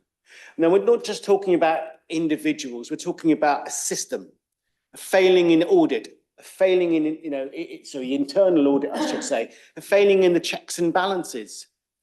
So whilst some of the individuals that you like to blackball, you regard them as the former Conservative councillors as being only responsible, this is bigger than that.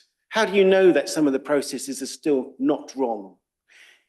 I want to point you to an audit report from a year or so ago, which I asked the question based on Councillor Andrew Hill's response about the extension to the Carla Homes contract was unlawful.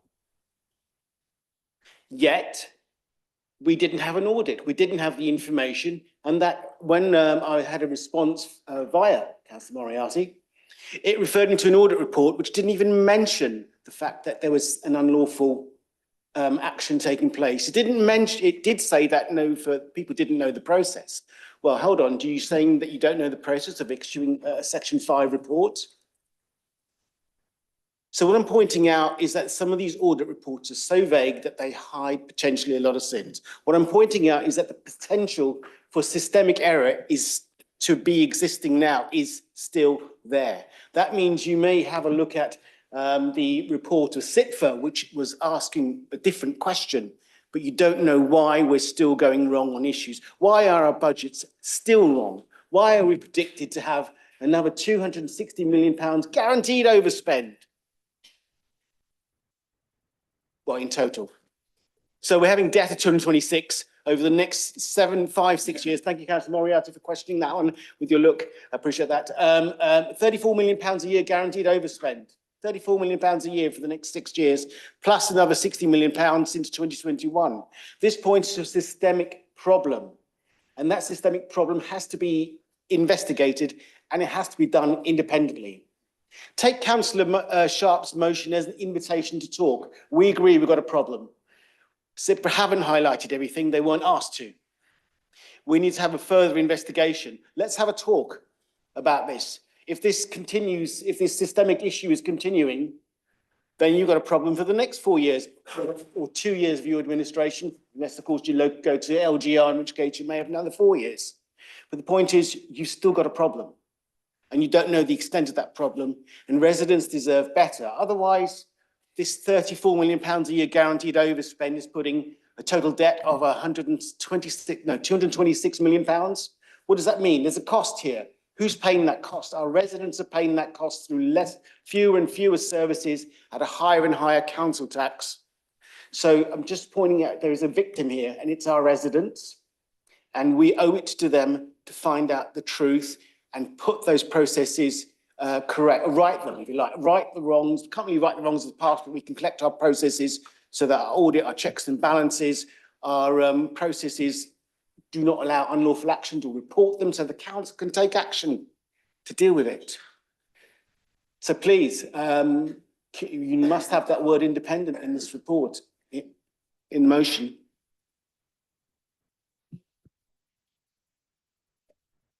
Thank you. The Constitution does lay down half an hour for debates on motions, and we've just reached that limit. So I'm sorry to disappoint the remaining speakers who had indicated. And I'm sure I'll be correct if I get this wrong because we've got the amendment to the motion. So on the amendment, it was seconded by Councillor Jones, who I now call to speak on the amendment. Thank you, Mr. Mayor. I am frustrated, as many others in this chamber, regarding the financial mismanagement of this council's operation over many years. The original motion calls for an independent inquiry into accounting errors and governance errors. Yet this council has already commissioned SIPFA reports on this subject in 2024 and back in 2020, and received comments from our current auditors detailing the long history of financial decisions taken to the detriment of this council and the lack of governance across the organisation for over a decade under the Conservative administrations. There are many examples of investigations across councils. Croydon spent 310,000 on their investigation into a refurbishment project. And a report into corporate management actions, organisational systems and the operating environment, following an auditor's report in the public interest back in March 2021, cost close to 100,000. And it appears has yet to hold anyone accountable 4 years later. You can also reference Northampton and Thurrock.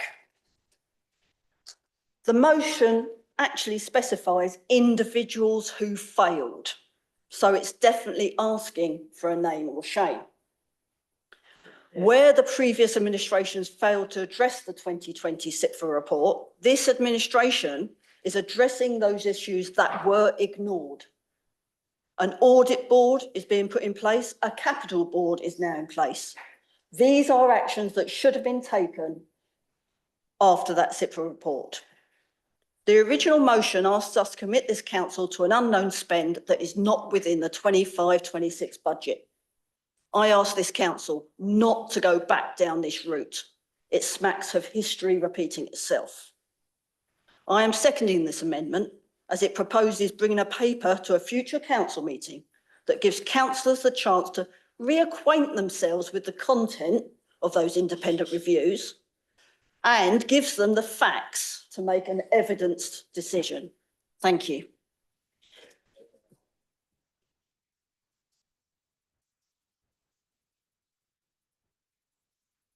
Thank you.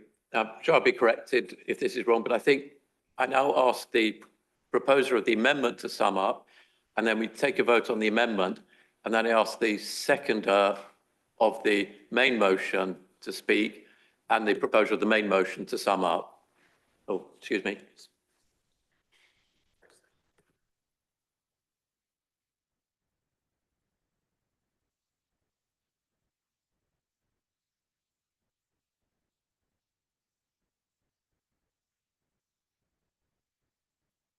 No, I'm told it's for Mark Wilson to, Councillor Wilson to sum up, and then we vote on the amendment. Thank you, Mr. Mayor. Thank you, members, for the debate. I would just like to pick up one point that was raised regarding the potential for process failures to continue. I would like to draw attention to the points in the council plan that we considered earlier under strategic priority 1.1, continue to improve scrutiny, forecasting, monitoring the budget, actively managing risks. We have a new deliverable, which is to set up a finance transformation program that includes finance business partnering, financial planning, transactional finance, and income and debt recovery. And that's one particular point that is already being put in place to address the process weaknesses. So it is very much a valid point, but this administration is very much looking at closing those problems and resolving the problems in the processes so that this does not happen. What happened previously does not happen again. In terms of the motion that I'm putting forward, I think it's a pragmatic next step. We do need to be making informed decisions, and they need to be costed. Hence recommend the amendment. Thank you. So this is voting on the amendment. Can it be agreed unanimously? Agreed. Good. Are there 5 hands? I think there are. Yes, there are. All right, could you conduct a name vote, please?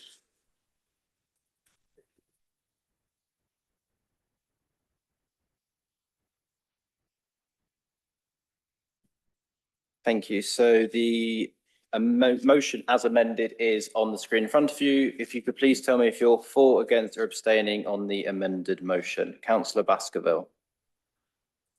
For. Councillor Bermange. For. Councillor Blundell. For. Councillor Bond. For. Councillor Bra. For. Councillor Buckley. Councillor Del Campo. Councillor Carpenter. Councillor Coe. Councillor Conneran. Councillor Wisdom da Costa. Councillor Devon Davies. Councillor Karen Davies. Councillor Douglas. Councillor Gosling. Councillor Grove. Councillor Howard. Councillor Hunt. Councillor Jones. Councillor Knowles. Councillor Larkham. Councillor Martin. Councillor Moriarty. Councillor Price. Councillor Reeves. Councillor Reynolds. Councillor Sharp. Councillor Shaw. Councillor Gertsching. Councillor Kashmir Singh. Councillor Taylor. Councillor Amy Teasey. Councillor Julian Teasey. Councillor Walters. Councillor Werner. Councillor Wilson.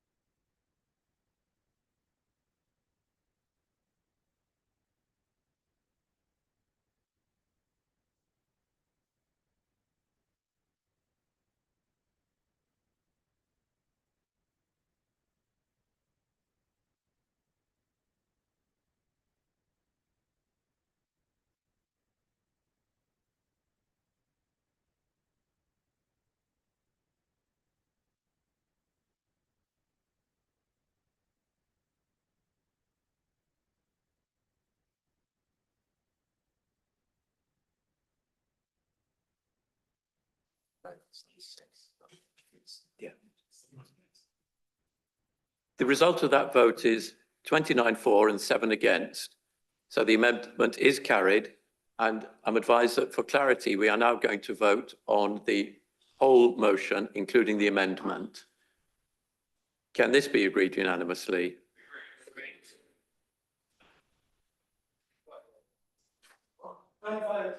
Okay.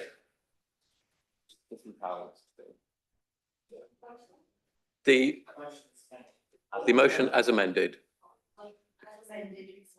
Yes. Don't know what we're voting. Chair, Yes. some confusion. What is this new, is that the motion there?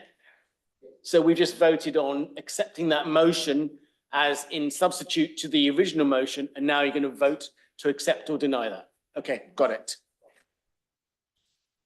I just voted to swap the L-much. Thank you. So again, the motion is on screen. This is voting on the motion which has the amendment part of it. So again, for, against or abstaining on this final motion, please. Councillor Baskerville. Councillor Bermange. Councillor Blundell. Councillor Bond. Councillor Bra. Councillor Buckley. Councillor Del Campo. Councillor Carpenter. Councillor Coe. Councillor Conneran. Councillor Wisdom da Costa. Councillor Devon Davies. Councillor Karen Davies. Councillor Douglas. Councillor Gosling. Councillor Grove. Councillor Howard. Councillor Hunt. Councillor Jones. Councillor Knowles. Councillor Larkham. Councillor Martin. Councillor Moriarty. Councillor Price. Councillor Reeves. Councillor Reynolds. Councillor Sharp. Councillor Shaw. Councillor Gurch Singh. Councillor Kashmir Singh. Councillor Taylor. Councillor Amy Teasey. Councillor Julian Teasey. Councillor Walters. Councillor Werner. And Councillor Wilson.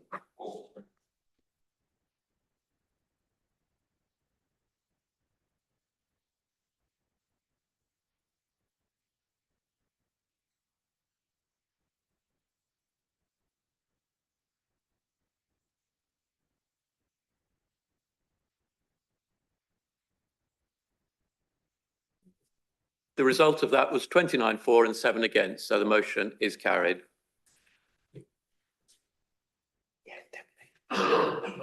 And I'm now going to declare a brief comfort break because we've debated for long enough.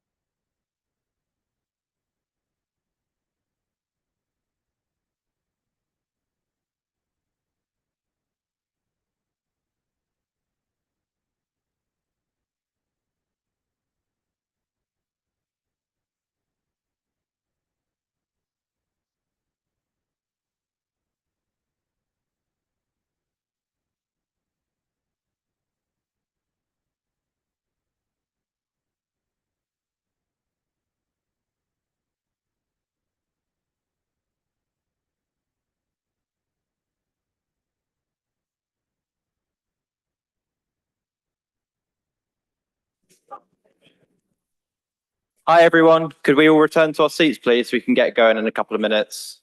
Thank you.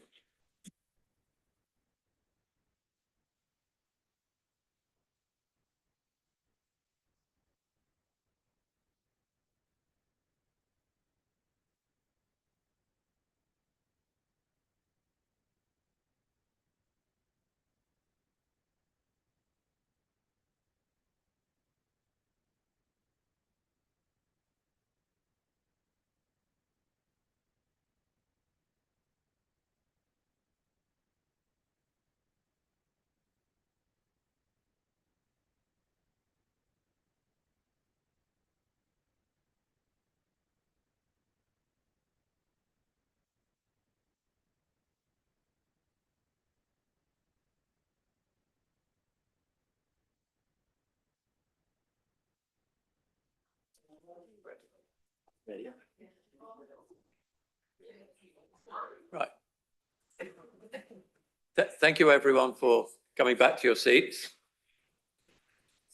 We're now on to agenda items 11 and 12. These are two separate reports noting the reasons why Cabinet had to consider each of these items as urgent decisions.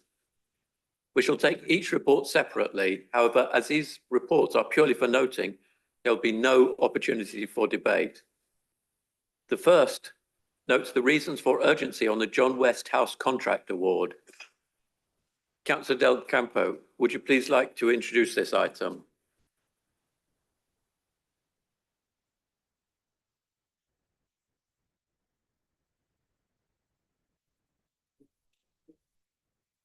Apologies, I'm not quite ready for this one. I do have some notes prepared though. I don't know, if just give me a few seconds, that'd be great, thank you.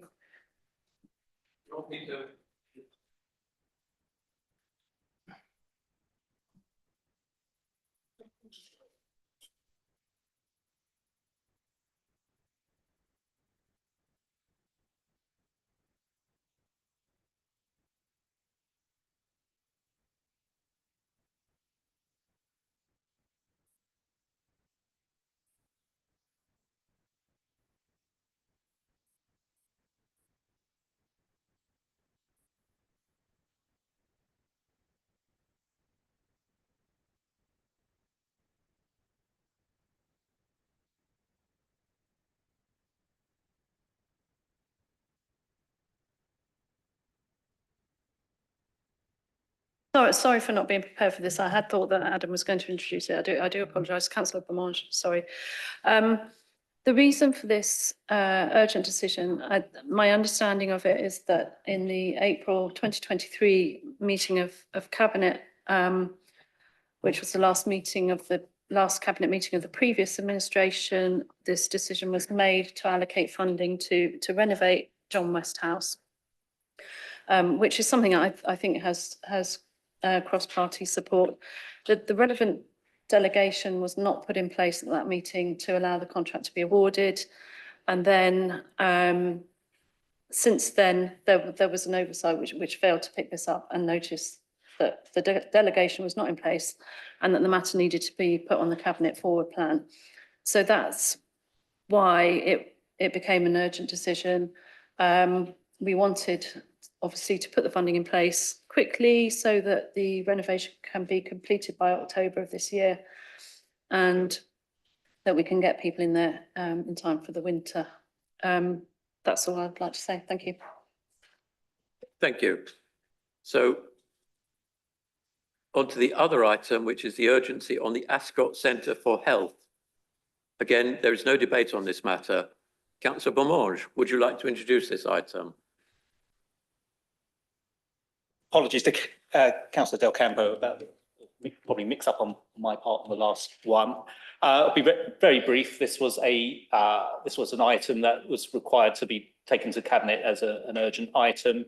There was a need to get a decision in place before the end of the financial year, and it was something that we were asked to help with fairly late in the day, to work in partnership with the relevant NHS bodies in order to help facilitate them in the delivery of the new Ascot Centre for Health, we took the view this was, obviously an important project, and given it's being fully funded by the NHS, whilst we took note of the risks, to the council, those are very minimal, and ultimately we felt it was important to get this decision formally made at Cabinet so that the necessary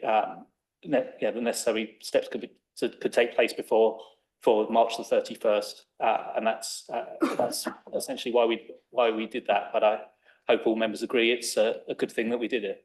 Thank you. Thank you, Councillor. So that's the end of that item. We now come on to agenda item 13, which is the report regarding the Council's high needs capital allocation budget for 2025-26. Councillor Tizzy, would you like to introduce this item? Thank you, Mr. Mayor. This evening, I'm asking full council to approve adding the high needs provision capital allocation grant, which for 2025-2026 is just under £1.3 million to the capital programme for this year. This ring-fenced grant comes from the Department of Education and enables us to carry out capital works to support the provision of school placements for children and young people with special educational needs and disabilities, and improve existing provision through capital projects. Now, as the government announced the amount of the grant at the very end of March, it was too late to be included in our 25-26 budget setting process. Therefore, approval must be given by full council to enable us to spend this money on our children and young people. And that will be done through the capital programme or strategy, which was approved by Cabinet in 2024. Projects which we've previously been able to fund using this grant include improvements to the resource provision at Charters School in Ascot, a new resource provision at Trevelyan Middle School for cognition and learning, adding additional places to Manor Green School, and opening the Anchor, a school readiness hub for early years pupils at the Lawns Nursery School. Now, a large planned project is to add a sixth form to Forest Bridge School. At present, students there finishing Year 11 must transfer to mainstream schools or colleges or to out-of-borough placements, which I'm sure you can appreciate for autistic young people can be a very difficult transition. This capital project will enable young people to have continuity in their education. It's due to open in September next year, and following the procurement and tendering process, Council's approval is sought to reallocate more of the high needs provision capital allocation to that project. I'm also asking Council to approve the redirection of £50,000 of unallocated funds to smaller SEND projects to enable us to enhance provision at schools all across the borough. Previous projects include providing an alternative provision at Eton Wick First School and adaptations to the SEN unit at South Ascot Primary to make it more accessible to more children. I commend this paper to you and I ask you to support it so that we can continue to provide the school placements that our children with SEND need across the whole borough. Thank you. Thank you. Is that seconded? Yeah, I'll second it. Councillor Warner.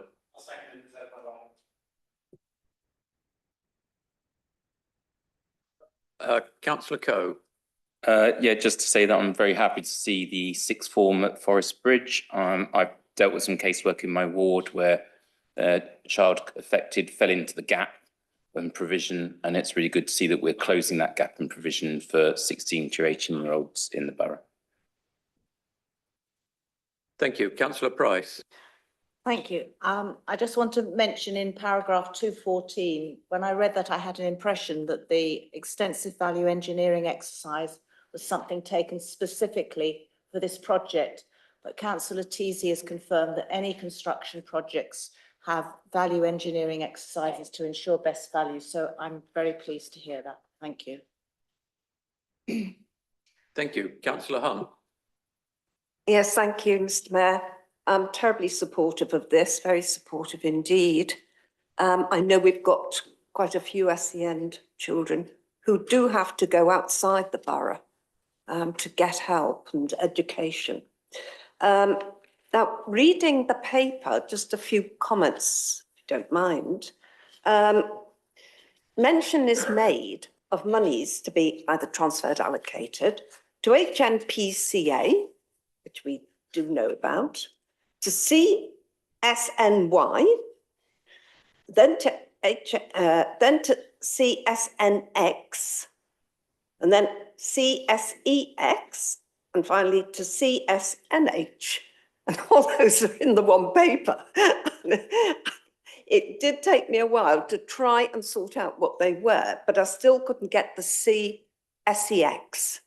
So I'll come back to you some other time on that one, if you don't mind. But I would appreciate if the paper could be a little less with these initials on it and more fluent for us.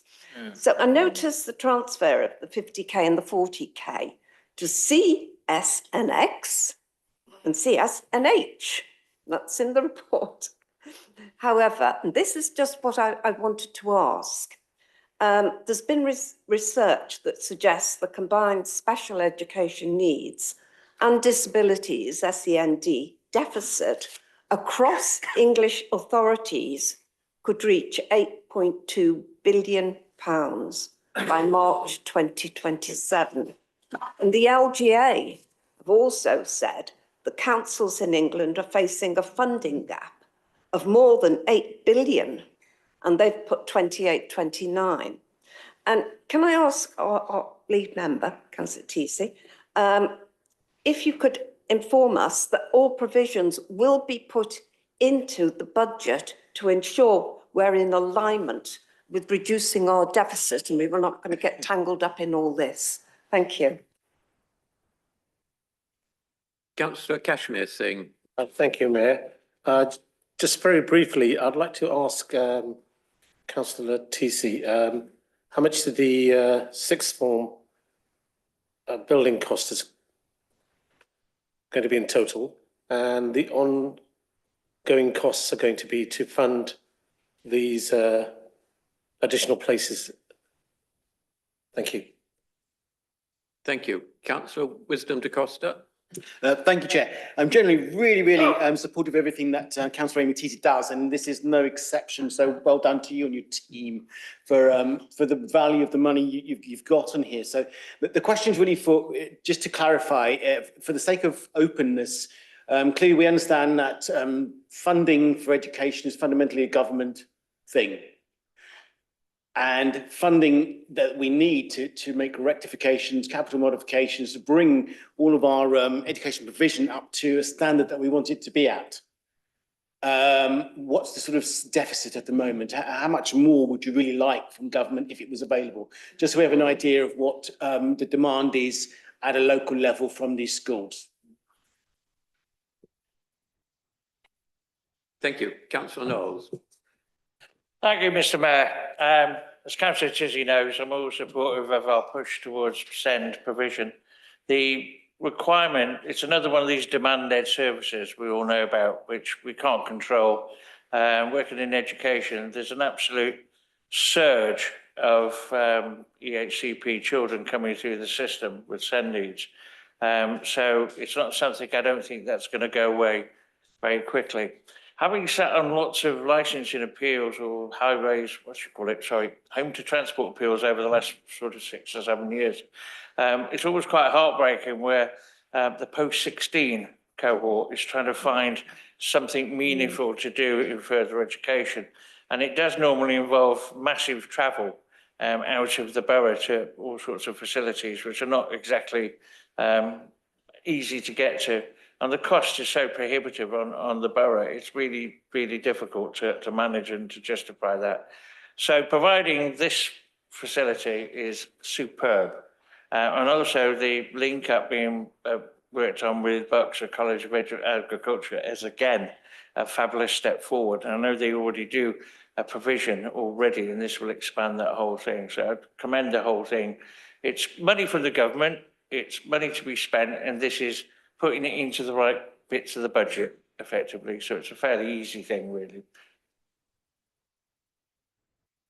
Thank you. I see no more speakers. So Councillor Werner, you seconded? Yes. Thank you, Mr. Mayor. I think it's a really strong piece of work and I'm really happy to second it. I particularly note the good spread of support for schools across the borough, and particularly point out our continued support for the south of the borough with the investment in charters. As none of the local councillors have mentioned there, I thought it's really important to put that on public record, how good that is. I think there was also a really good point made about the number of abbreviations. And I think not just this report, but in all our reports, we always need to be careful to make them easy to follow and easy to read. So a very valid point. Thank you. Thank you. Councillor Tizzy, to sum up. Thank you. I'll just address the points that have been made. Thank you, Councillor Coe, for your comments about the sixth form. There has been a lot of parental demand for Forest Bridge to be extended and for the provision to be extended. So it's really good that we've been able to respond to that demand. It fits with the need of the young people in our borough. Thank you. So, Councillor Hunt, yes, I appreciate having the cost codes in there. It's probably officery talk, but basically all it's saying is that we're moving money from the unallocated pot, as in it's not been allocated to a particular project, and we're asking that to be applied to the Forest Bridge project. So Forest Bridge is the CSNX one, and the unallocated was CSNY, and it's just the codes of the funds. It could have, I think that might be a typo. So yes, that could have been left out. I think it was just there to try and add clarity, but I appreciate it. Maybe it's not clear for everyone. You asked as well about deficit in SEND funding, and that's a slightly different pot of money. This is obviously about capital spending and improving our buildings and our provision. But you're right to say that there is an issue with the high needs block, part of the designated schools grant, which is the money that we're given by central government to help support children with special educational needs. And councils across the country are really finding that very difficult. And we, like many other councils, in fact, nearly all councils, do have a deficit in that, because it's to pay for children who have EHCPs, those education healthcare plans, to help give them the support they need. We have been working very hard to reduce our deficit, and I will say that ours is absolutely nothing compared to some of the councils nationally, but it reflects a wider structural problem with SEND funding, and something I would very much like to see changed. Councillor Singh asked about the costs of the sixth form. That's obviously part 2. It is there's more detailed information about the actual costs of projects and so on in the part 2 papers. But obviously, in terms of ongoing costs, it's a free school. It's not actually a maintained council school. So that's, you know, and we need these schools, so we need to build them. How much more would I like? Well, now there's a good question. Obviously, because we're having to reallocate some more money towards Forest Bridge because of costs increasing and so on, you know, that's taken away from the unallocated funds. We're having to move the money to different pots. So it does mean we have to prioritise, and we've approved in principle at Cabinet expansion at Church End and expansion of places at BCA as well. And obviously we're having to look at the money we have now and whether we can go forward with those projects at the moment, or whether they need to be put back until next year's funding so that we can reallocate. So to answer your question, I'd like the money to finish the projects that we've said we'd like to do. That would be a good start. Otherwise, that's it. Thank you very much, and I hope you can all support it. Thank you. So the recommendations are set out in the agenda papers and on screen. Can this be agreed unanimously? Yep. Yes, I definitely agreed. Thank you for that. So that's carried. Our final agenda item is to consider the following resolution and to move into a part 2 session. However, as the recommendations were agreed to, we will not need to do this. Therefore, I thank everyone for attending, and I now declare this meeting closed. Thank you.